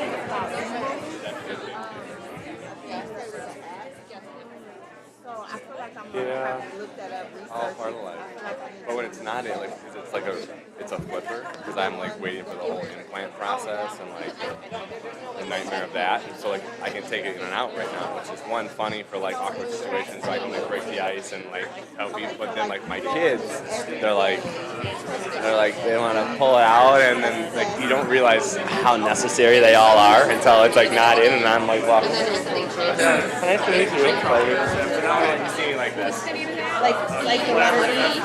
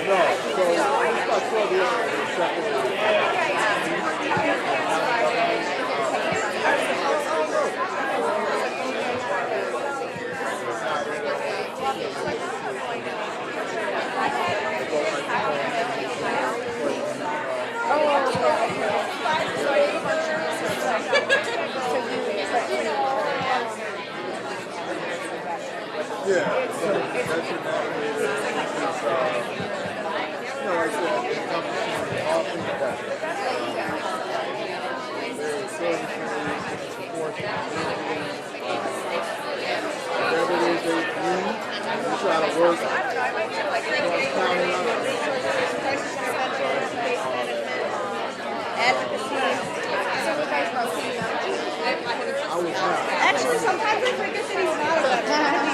He fits in very well.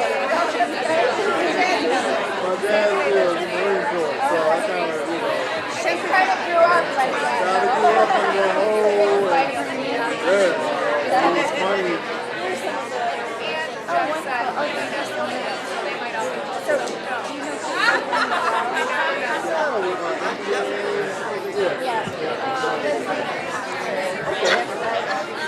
Oh, okay. I know.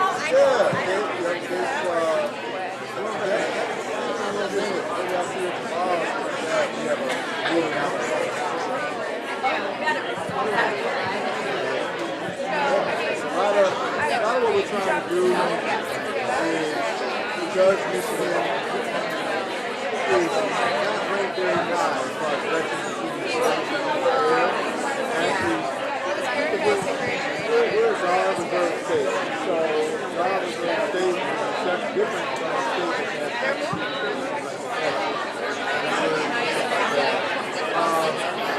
so why that is, with Zara Reserve, all we know is that right now we got about 65,000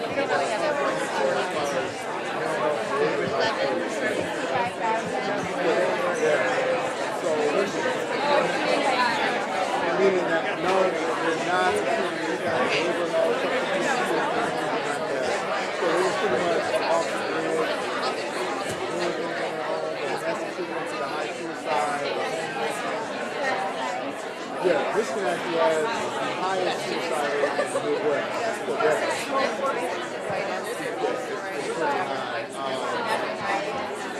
highest suicide rate in veterans. It's actually the highest in the state. Veteran suicide is higher than suicide rate.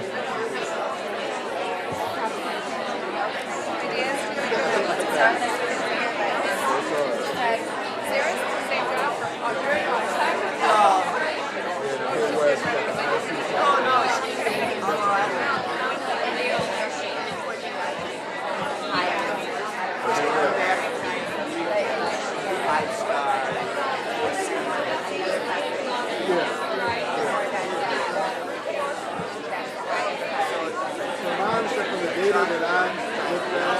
Yeah, it's from the data and how they have it, that the veteran suicide rate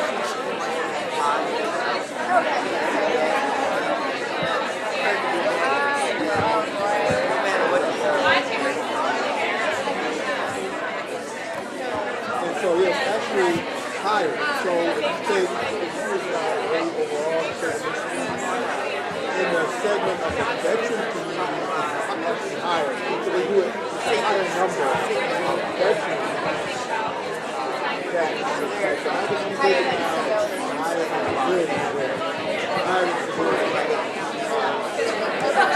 actually, it's very high amongst those veterans that are 50 and above. So this is actually opportunity.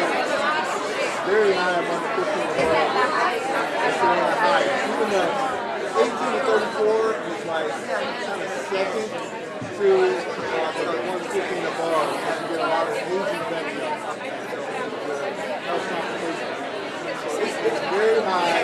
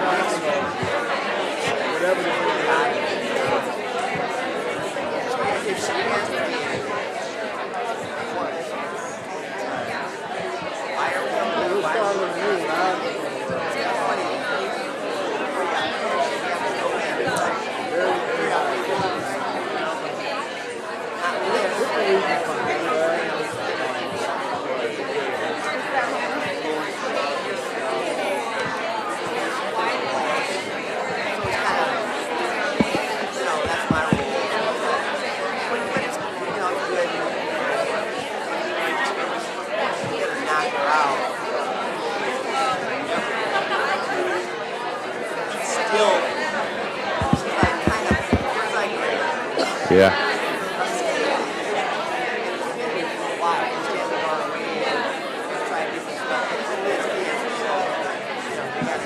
Test, test. If I could have everybody just kind of make their way to your seats, please. We're going to get started with our last speaker of the day.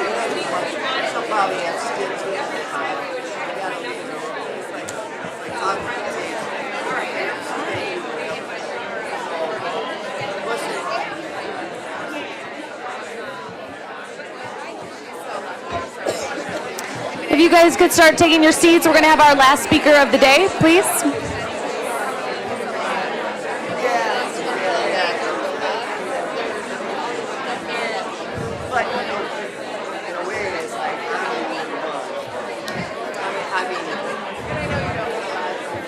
All right, we're going to introduce our last speaker of the morning. All right, let's welcome Steve Wyndham. He's going to be our speaker next. Steve is the Michigan Area Director of the American Foundation for Suicide Prevention. It was established in 1987. The American Foundation for Suicide Prevention is a voluntary health organization that gives those affected by suicide a nationwide community-empowered research, education, and advocacy to take action against the leading cause of death. AFSP is dedicated to saving lives and bringing hope to those affected by suicide. The organization creates a culture that's smart about mental health by engaging in the following core strategies. funding scientific research, educating the public about mental health and suicide prevention, advocating for public policies in mental health and suicide prevention, supporting survivors of suicide loss and those affected by suicide in our mission. Let's welcome Steve Wyndham.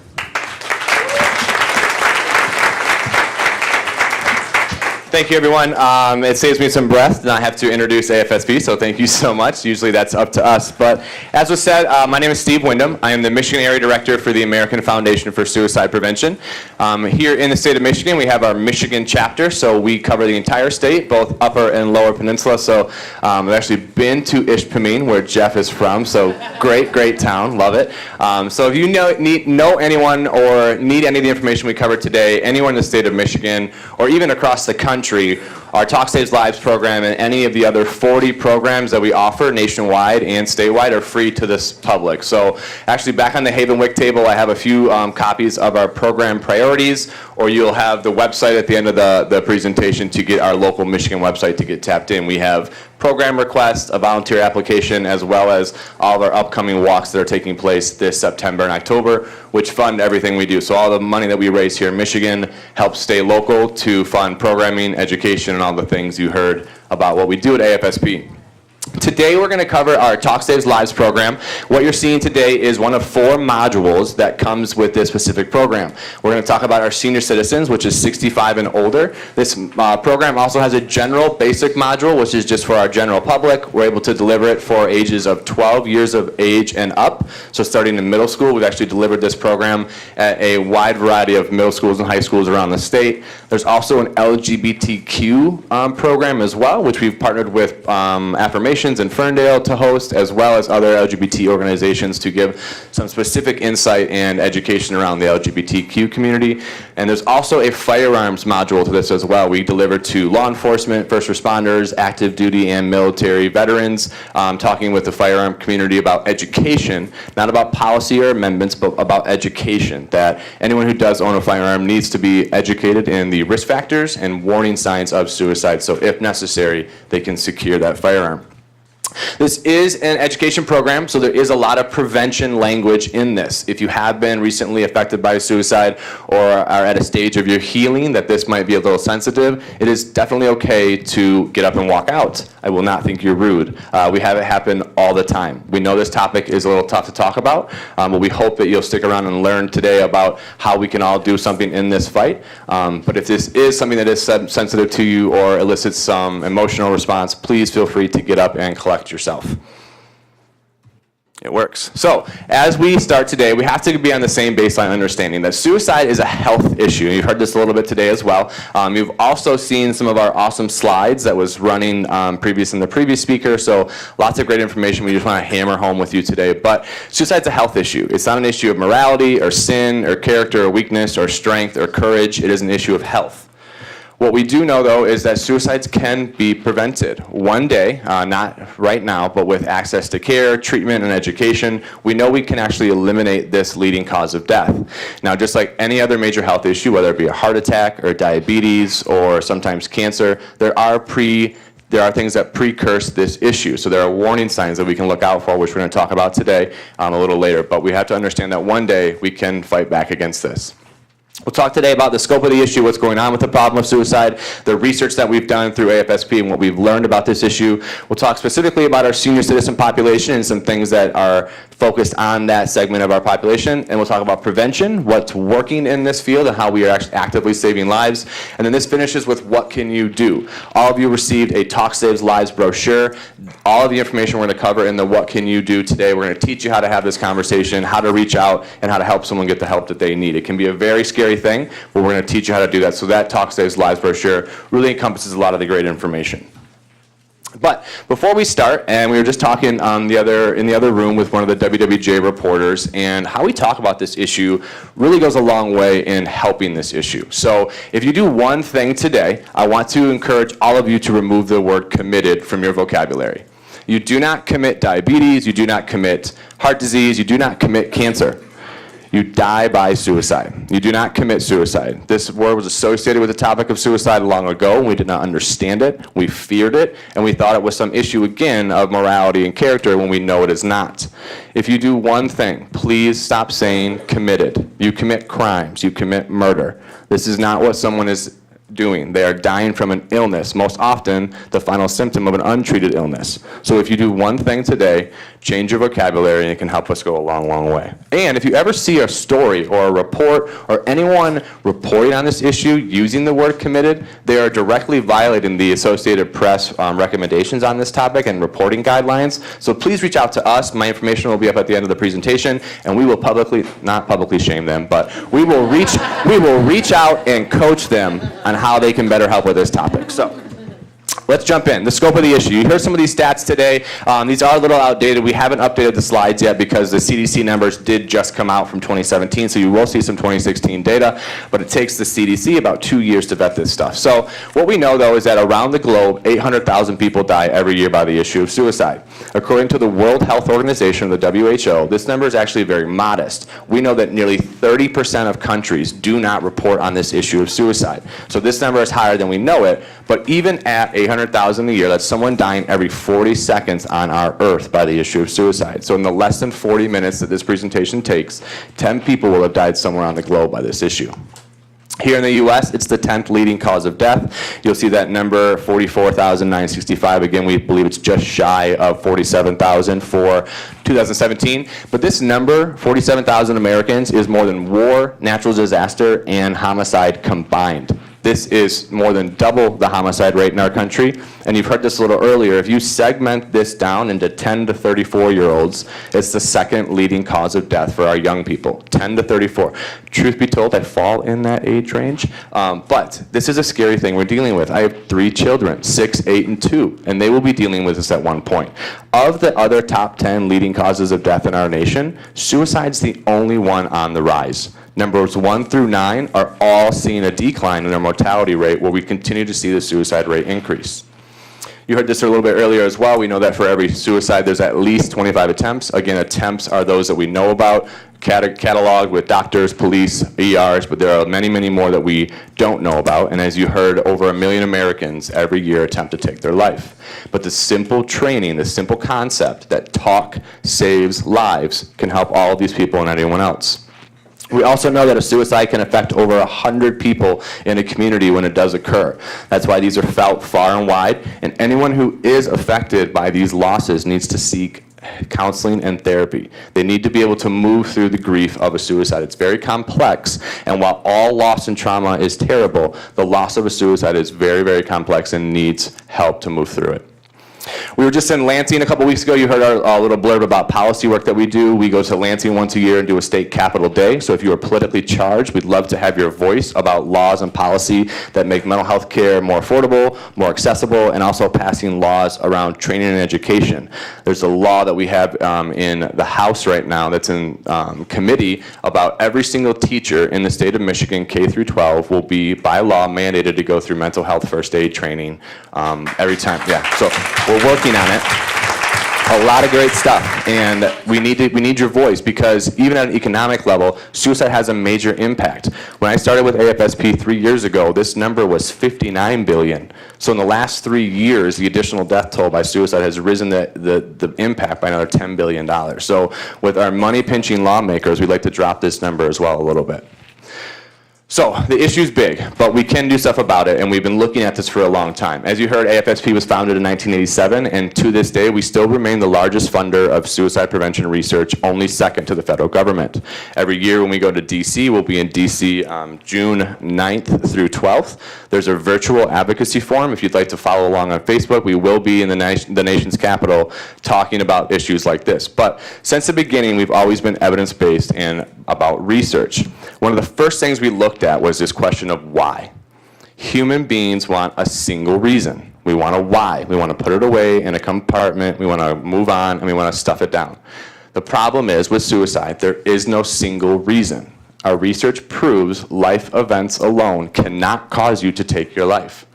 These issues of the breakup, the bully, the divorce, the job loss, these are not why suicide occurs. Suicides occur when multiple intersecting factors come together, a sense of hopelessness and despair sets in, and what we'll see a little later is that the brain actually malfunctions, and we have the ability for those to occur. And it's tough because we want to understand, but the thing we have to understand is that we're never going to have a reason why.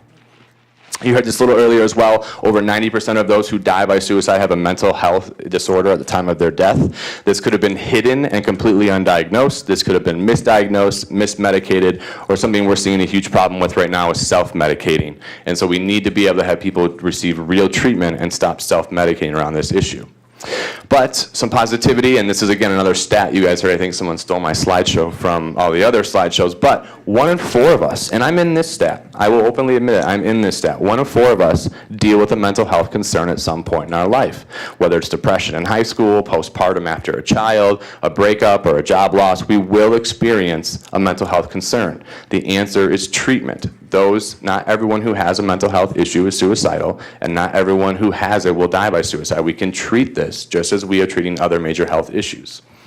Something else we learned through physical autopsy of someone who died by suicide is that their brain is actually different than yours and mine in this room today. Over time, the brain has literally rewired itself, and the synapses are not connected right, they're firing different, and the communication within the brain is actually broken. We've had some technical issues today with all of these technology things. It would be the same as trying to rewire and pull plugs in one like a comedy movie, and you just pull things and expect the same exact result. The brain is broken, and the areas most affected in this structural difference are impulse control and long-term thought. So things that you need in a crisis, what do I do now and how do I see past it, are actually broken and malfunctioning in your brain.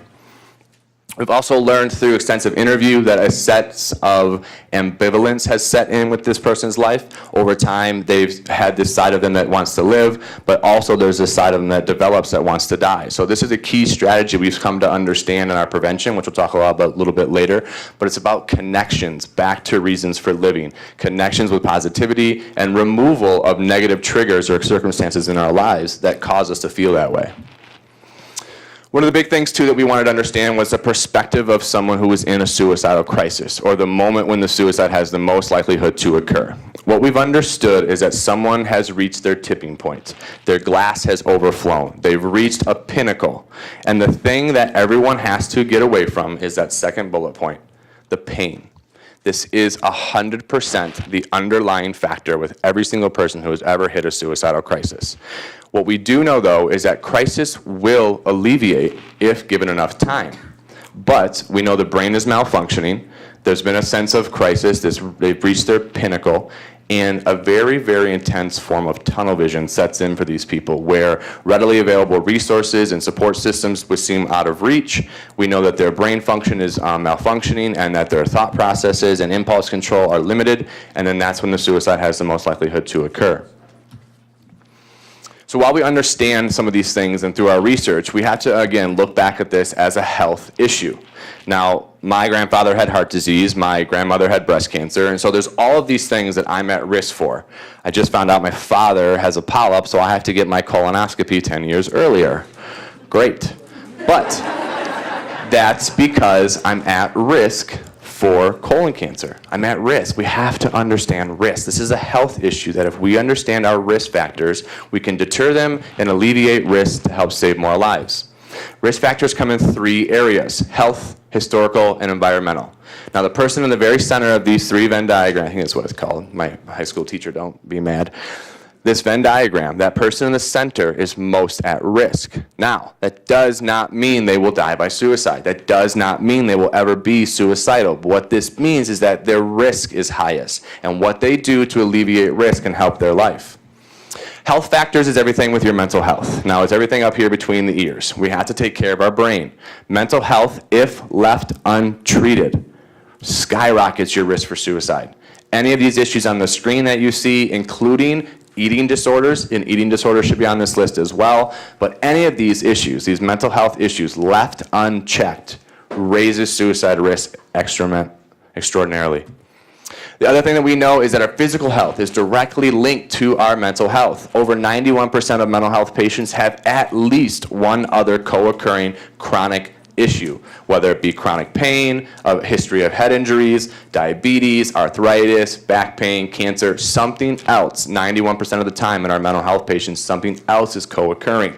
So we have to learn to treat our physical health and mental health as one, even though our system doesn't allow for it yet. Historical factors. Now, I'll tell you a quick story about before I came to AFSP, I used to walk around all day in a pink suit. So I did breast cancer for a long time. As I said earlier, my grandmother died of breast cancer. It was a cause that was very near and dear to me. And it was okay to walk around in a pink suit and talk about breast all day. For a young male, sometimes you wouldn't think that would be okay, but we did. And the thing that made people get a test or get a mammogram or whatever it was in the cancer world, the diabetes world, it's family history. You have to know your family history. And it took decades for people to talk about this. My grandmother tripped and knocked her tooth out, still didn't tell anybody about it because she didn't want us to worry about her. These older generations don't talk about health issues, and it took a lot of time for them just to talk about the physical ones. Now we're on to the mental ones. We have to know, was there a suicide in our family? Did someone die by the issue of suicide and we covered it up? We said it was an accident. We didn't tell them what happened. We misunderstood it. We didn't understand this person died from an illness and we were afraid of it. We have to know family history. Also, mental health conditions. Was someone's alcoholism problem or drug addiction the result of a self-medicated mental health distress? What is going on with, I have a family member who we call her Crazy Aunt Dana. And that's because we didn't know what was going on with her. And we have to talk a lot now about her kids having a predisposition to mental health and therefore being a higher risk for suicide if those mental health issues are left untreated. We have to talk about these things. And we have to make sure our families are open about them, not hiding them and not stirring away. Childhood abuse, whether physical or sexual abuse, does also heighten suicide risk as well as previous attempts. But as you heard a little earlier, those who attempt suicide and get into a regular treatment program, over 80% of them never go on to attempt again. And over 90% of them do not go on to die by suicide. So this is treatable. Again, health issues we can treat. Environmental factors are things that we can most control in our life actually right now, which are great things. Access to lethal means, we'll talk a little bit more about this in the prevention slides, but if someone cannot access the means in which they chose to take their life, they cannot take their life. The second bullet point of exposure and contagion. I want to be very clear on this piece that you will never, ever put the idea of suicide in someone's head just by talking about it. That is like making someone pregnant by talking about intercourse. You just can't do it. What we do, though, is when we tell stories of Anthony Bourdain, and we tell, thank God, does this room know? Yes, Kurt Cobain. I can finally use this example. All the young people are like, who is Kurt Cobain? And I'm just like, God. So when we talk about these issues, how we report on them has a profound effect for those who are already suffering, those who are having suicidal ideations, those who are up late at night contemplating, is my life worth living, those who are sitting in their room not understanding what is going wrong with their life. How we talk about this is huge. When Kurt Cobain died back in the 90s, the Seattle market actually got together and reported on this as a health issue, not as a criminal act or a sensationalized rocker who was strung out and couldn't do this. And they weren't trying to sell papers. They weren't trying to sell clicks. They were trying to educate the public. And what you saw for the first time in a long time was a reduced rate of suicides in Seattle and an uptick in help-seeking behaviors and treatment and therapy. This is real. So how we talk about this is real for those who we've missed, those who need this conversation a long time ago. So please be mindful. And again, if you see anyone reporting on this in a negative aspect, you have my number and email at the end of this presentation. Call them out and we will go get them nicely. So prolonged stress also raises our risk as well. So prolonged stress or stressful life events, if you're familiar with the ACEs score or trauma-informed schools, there's direct correlation with the higher of an ACEs score, the more traumatic a person has been through. Also theaters of war, life events, if we don't cope and process stress in a healthy capacity, it does have the ability to help to raise our suicide risk and deteriorate our mental health. So here's a quick story. Now this is a slide that kind of shows what goes wrong when a suicide occurs. We're going to use myself. I'm going to leave some mystery, and you're going to figure out what's true and what's not true. But here's Steve. This is Steve, and he died by suicide. And the story goes, whoa, what happened? holy crap, Steve's dead. Like, why? Why? Everyone wants to know why. And the story goes that, well, his wife divorced him and took his 3 kids, and he just couldn't take it. And that's the story. It's simple, it's reasonable, but wow, how could that make someone kill themselves? That their wife just leaves them and they kill themselves. Well, we know it's not true. We know, again, life events alone do not have enough power to cause you to take your life.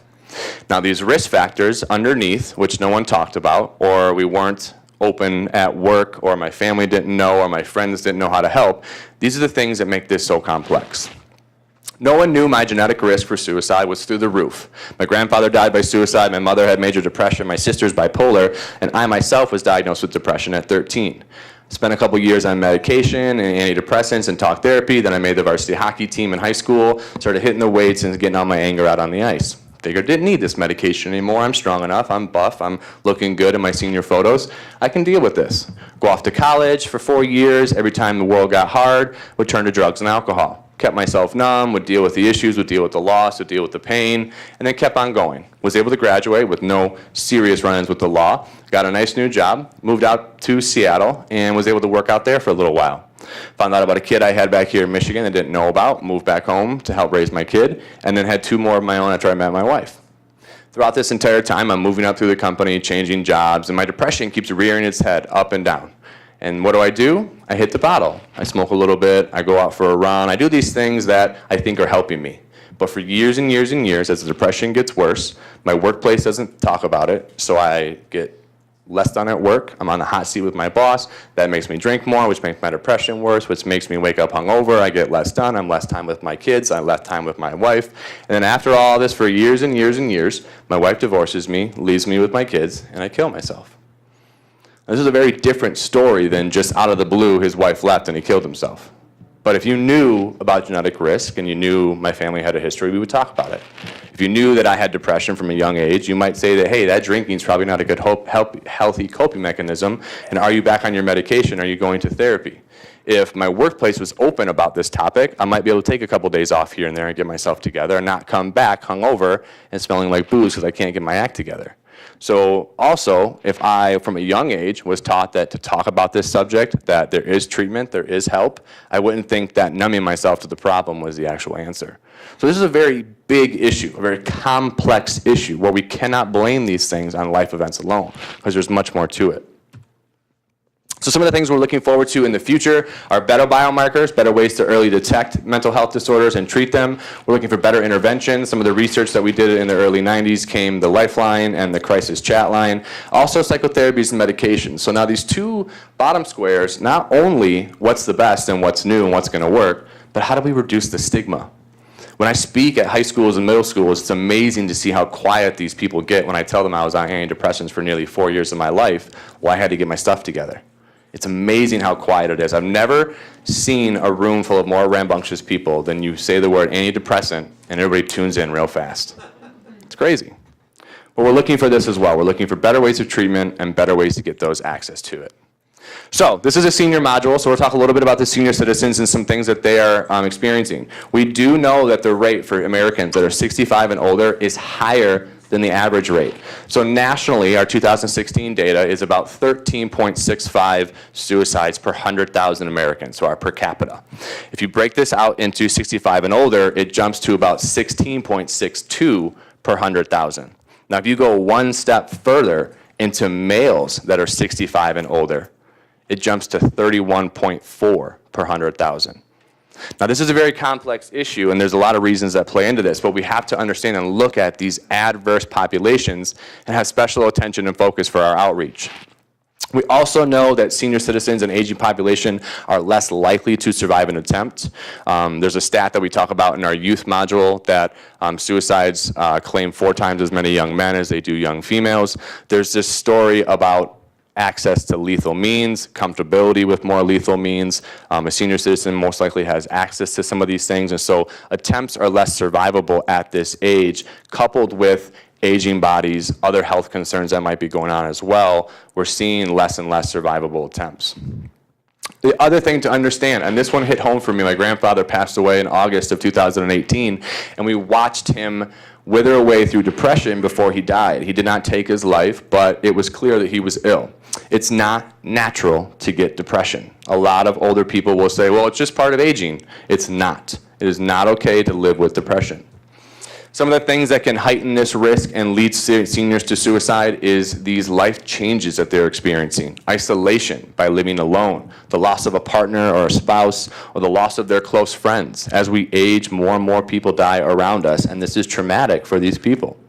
Also, changes in health, maybe losing the autonomy to care for oneself has an impact as well. Also, maybe moving into an assisted living home, but also a role change where with retirement, I've worked my whole life and I've been an executive. And this is my grandfather's story, that he was an executive at General Motors for nearly 40 years. Powerful man, 7 children, the world at his feet.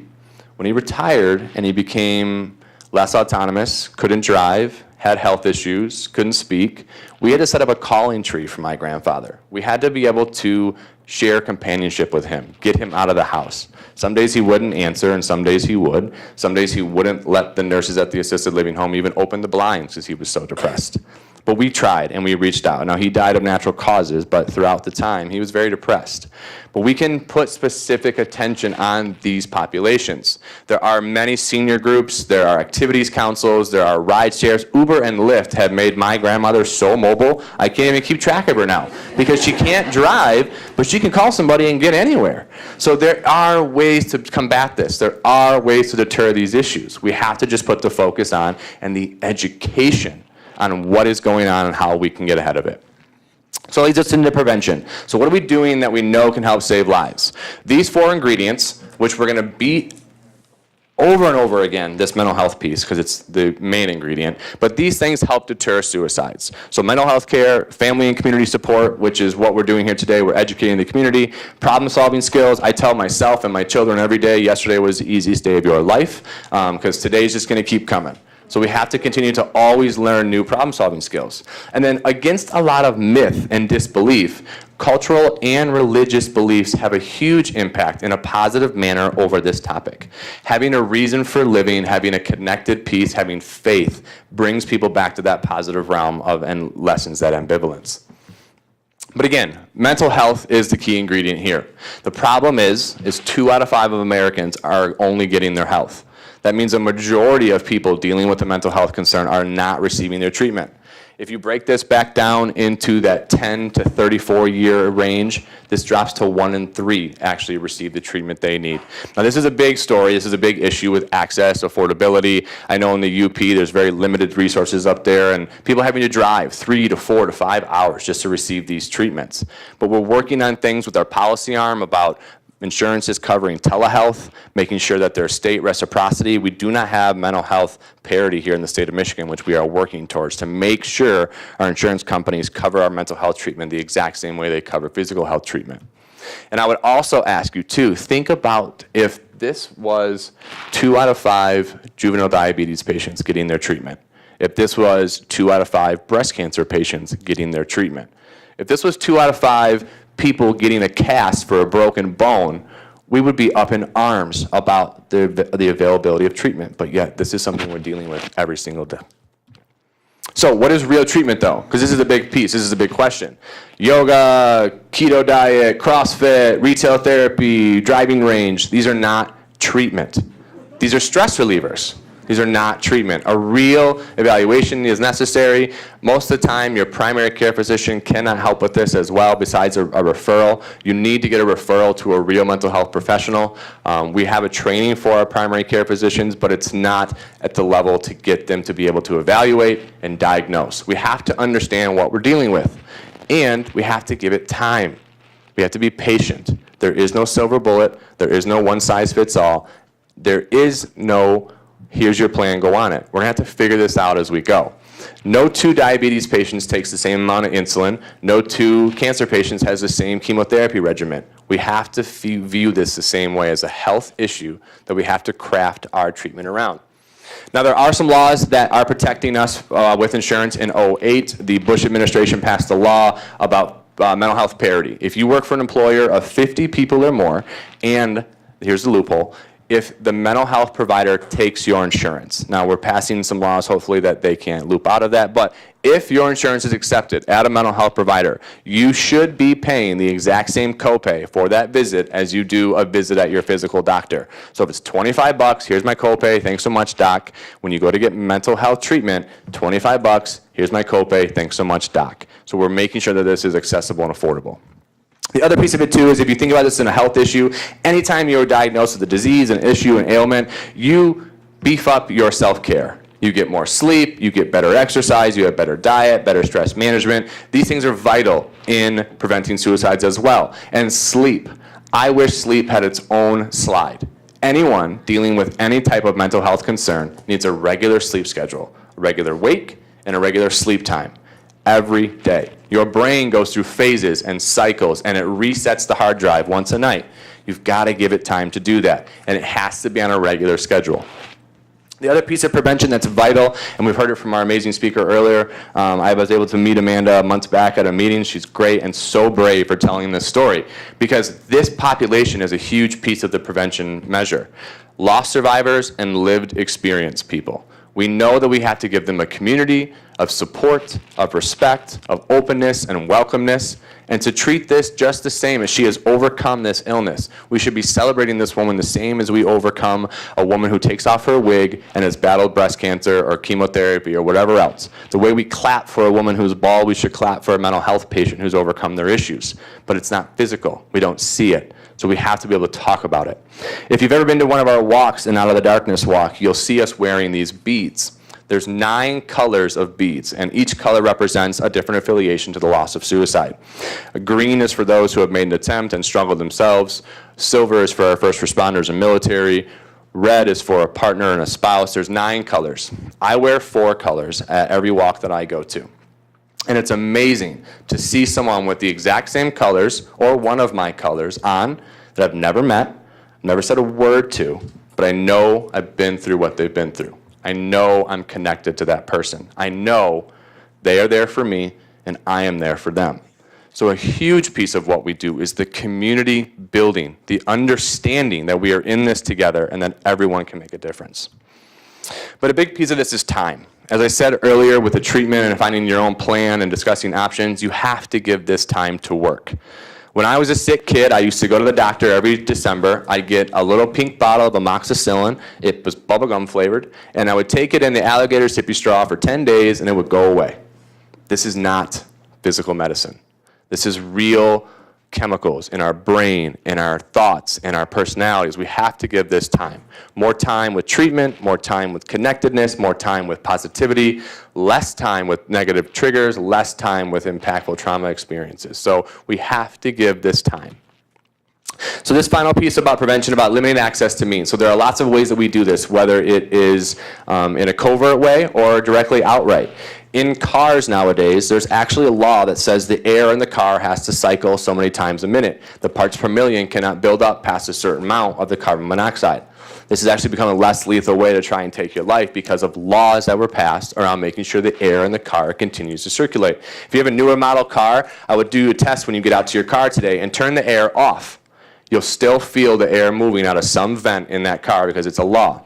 Barriers on bridges. We know that a simple 4-foot barrier not only reduces the suicide rates at the bridge, but also in a 40-mile radius from that site as well. We know that if you can interrupt someone's primary means to take their life, 92% of them do not go on to find secondary means. Now, as I said earlier, I was a little sick kid. Blister packaging, to me, is the most annoying thing in the world.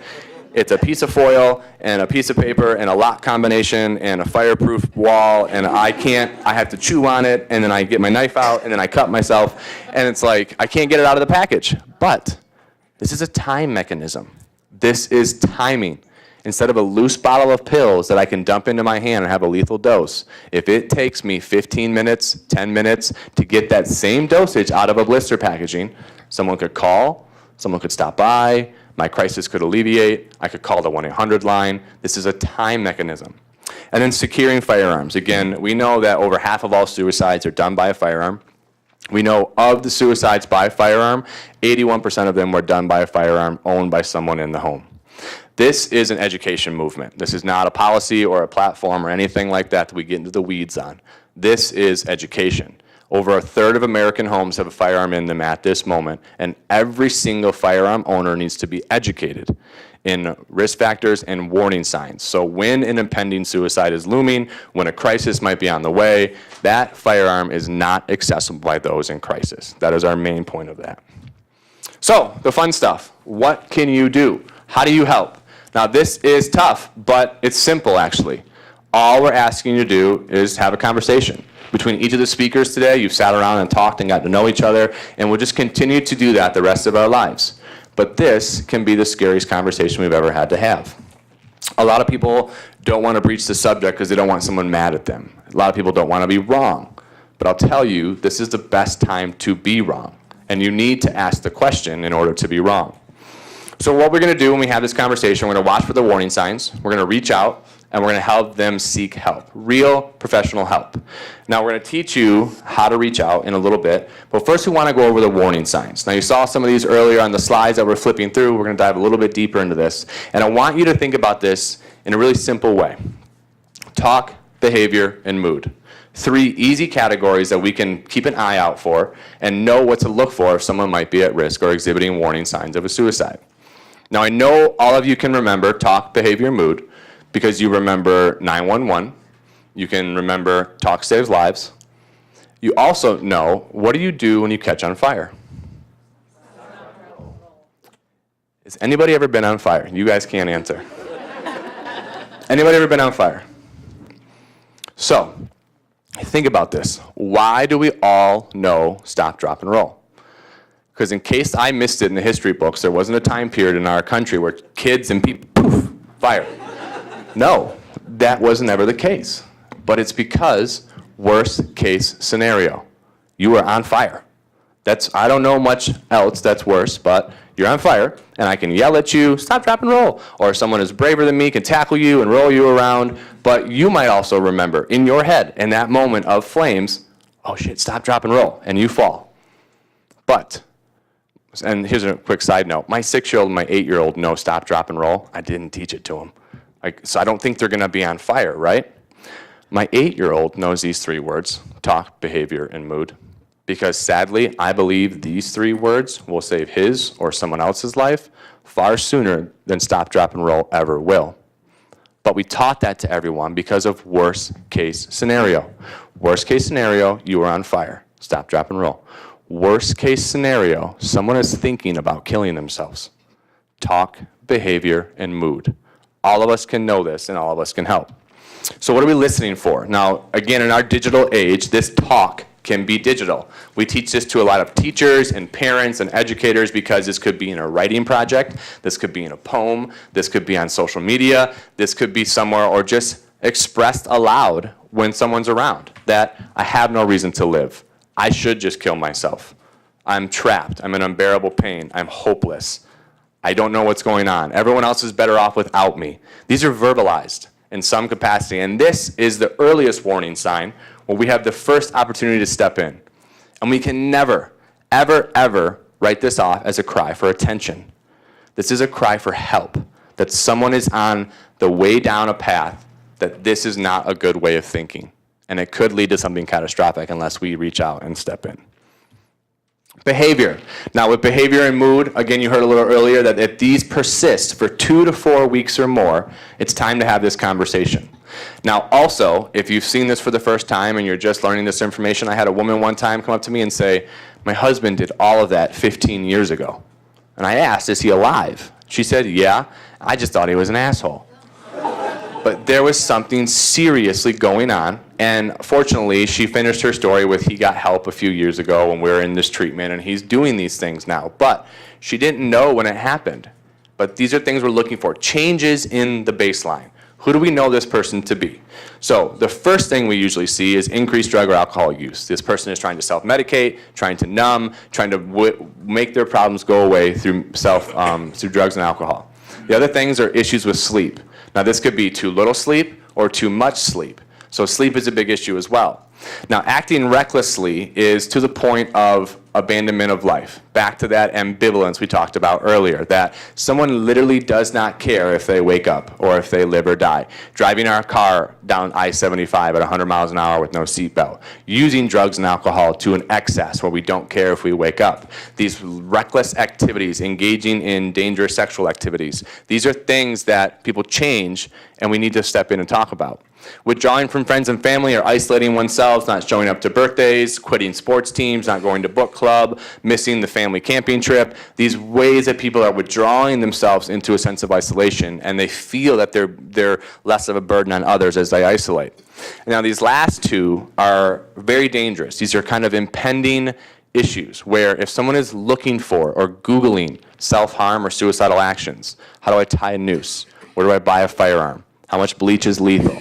It's very, very important to monitor search engines for anyone of all ages, especially our senior citizens who have just found this revolutionary internet thing that they don't know what it is, but they can look anything up. But also giving away possessions. Now, this might seem like a normal thing for an elderly person who might be on their time out of this world, but if it makes you scratch your head, if you say, whoa, why are they giving this away? It could be a warning sign that someone is considering a suicide. Large sums of money, intrinsic valuable pieces, family heirlooms. If you are questioning, why did this person give this to me? It's time to have a conversation. Now, mood is the last piece of talk, behavior, and mood. Now, these moods, again, for 2 to 4 weeks or more can come and set in. They can change wildly, or they can ride it out for a long time. Depression and apathy. Stop caring about jobs, losing jobs, stop caring about physical appearance, stop just caring about a lot of things. Depressive episodes set in. Rage and irritability. A lot of times we don't associate rage and depression, but we hear a lot of people say, man, he's so short-fused lately, or he's so irritable lately. All I do, I say one thing and he goes off like that. That's a warning sign.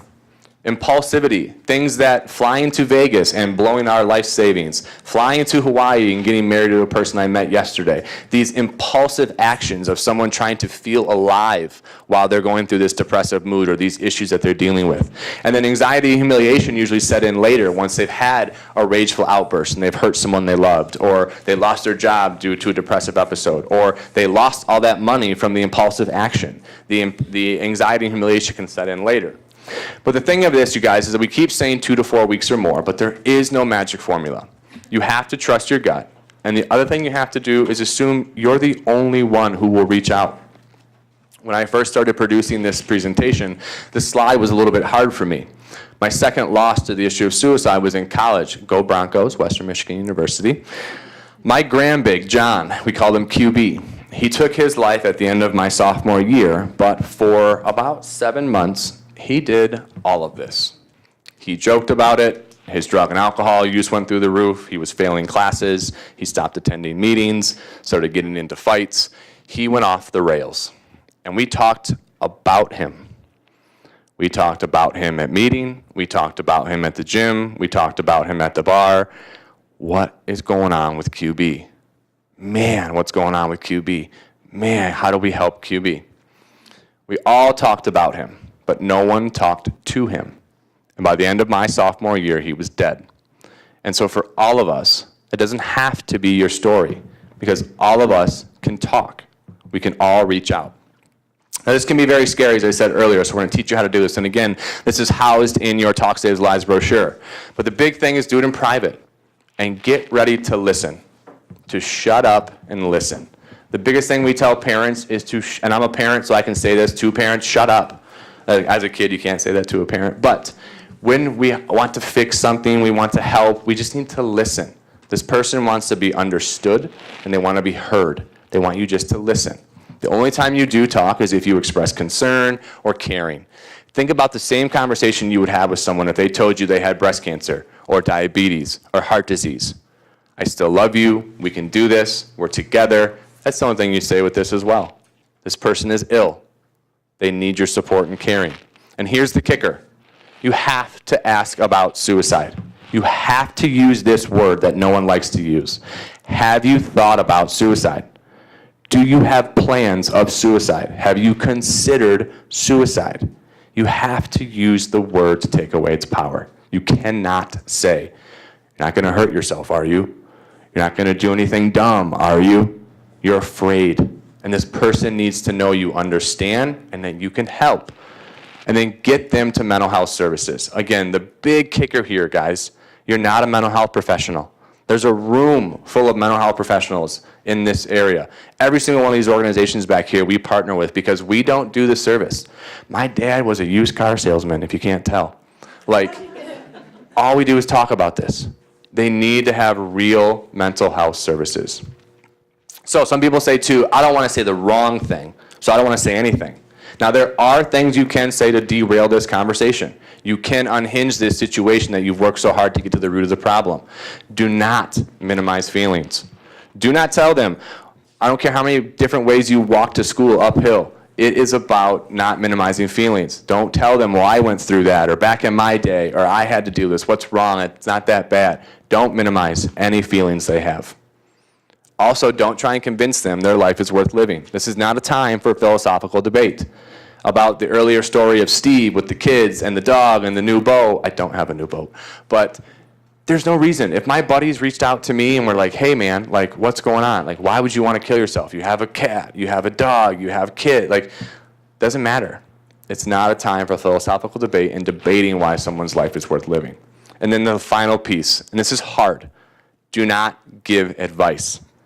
None. What you do for your mental health, what you do for your physical health, your diet, your whatever, it doesn't matter at this moment. It's about this person being understood and getting them to the services and treatment that they need that works for them and not what works for you. So do not give advice.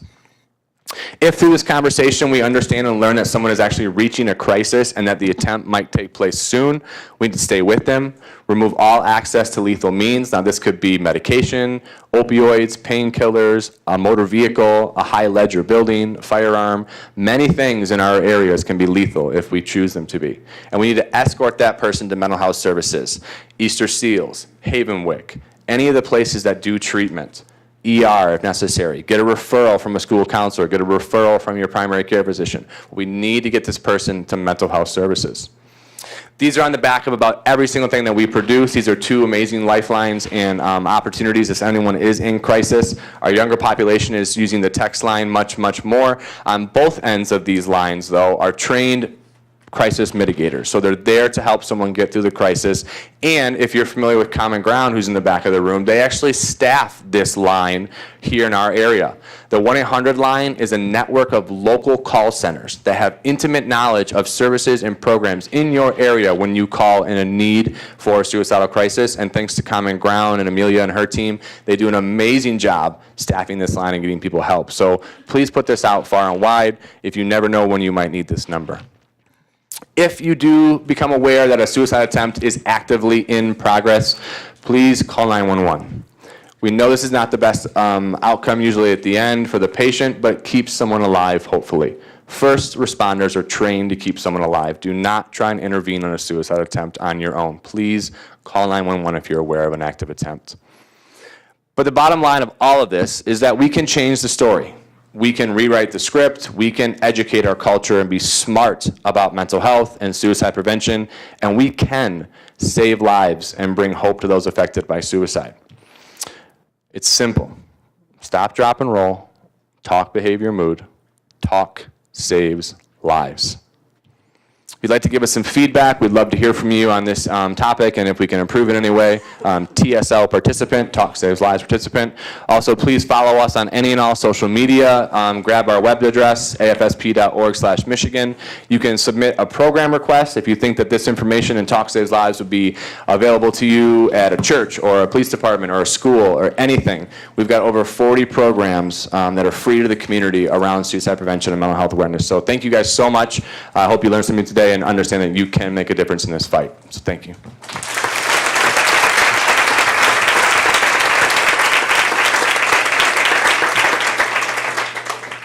Questions? Yes, sir. Push the button. I think they work. Push and hold.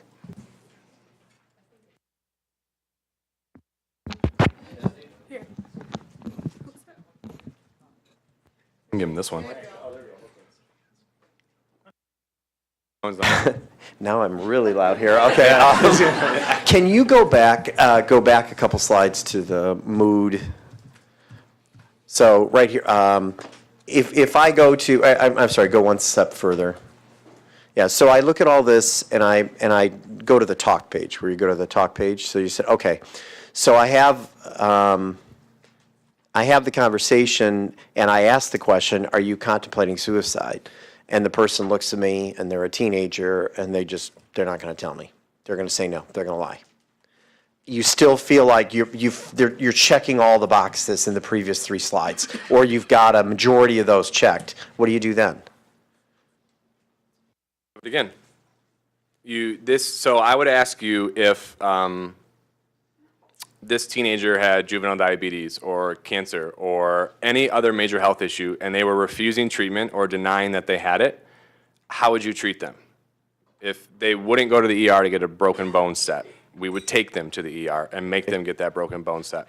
This is a layer upon layer upon layer of things we've been taught around this topic that we have to completely reimagine how we see it. So if people are hesitant or scared or lying about the topic, it's because they're not educated, they fear it, or they fear that you don't understand it. So there's a huge issue here about letting them know we're educated and ready to deal with this, the same we would deal with any other health issue. And what if it's an adult? A teen, I can Yeah, so pick them up I and drag think, them off, you know, right? if you've ever dealt with alcoholism or addiction with someone, it's a very hard topic to get them into treatment. And unfortunately, just as addiction's a disease, this is an illness and a disease. And it's not a good conversation the first time you breach that with an alcoholic. It's not a good conversation the first time you talk to an addict about their problems. That's how we see this in ourselves. We feel that we are broken until we start to see this as a health issue, as an illness. So it's a tough conversation. You're going to have it multiple times sometimes. You're going to have resistance every time sometimes. But you have to continue to liken back and think about, if someone was diagnosed or given another health issue, we rally and we support and we come all hands on deck. When mental health or suicide comes up, I got a tea time, I got to go. We can't have that anymore. So it's about knowing you're fighting an uphill battle for now. We all are, and it's continuing to fight together.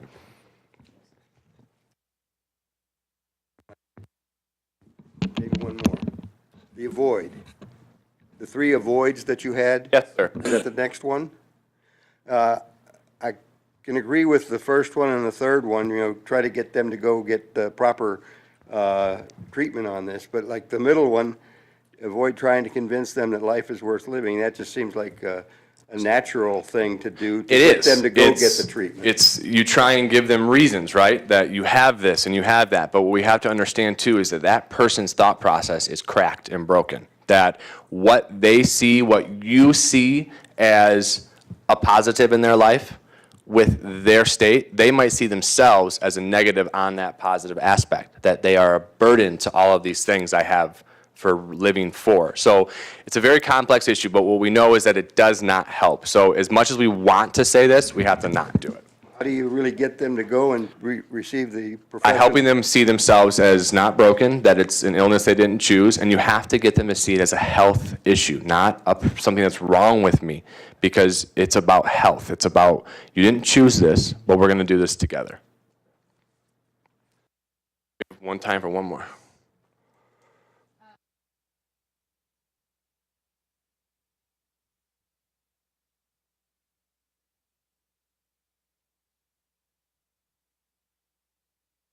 So assisted suicide. Yeah, So that's a really big hairy monster, and either way, our official stance is that any and all loss of life by one's hand is bad. We understand you can get into the what ifs and whatnots, and I knew this person and I knew that, but we know that anyone who's considering suicide, there's a lot at play there, and we think any loss of life by suicide is wrong. All right, I'll be here for a little bit as well, guys, so thank you so much, and please get involved and look us up if you'd like to utilize any of our resources.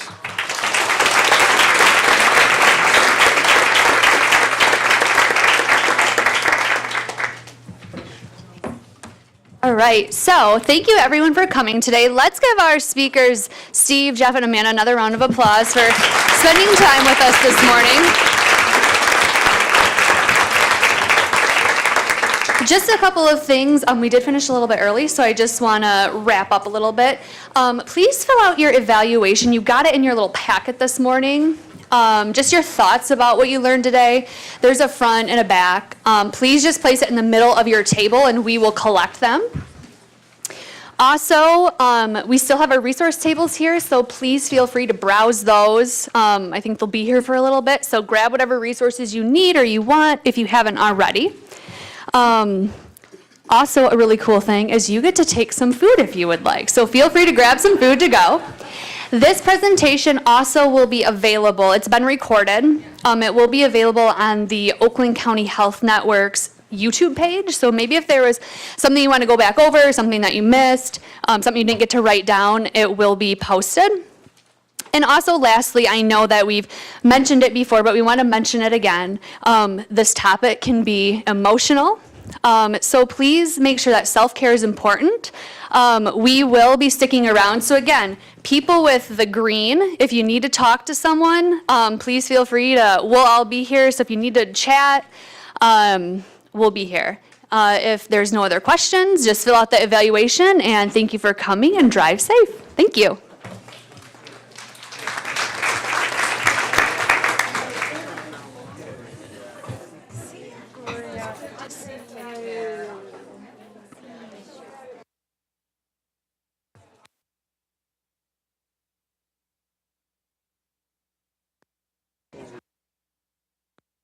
I gotta go to work. I gotta go to lunch. What the? Oh,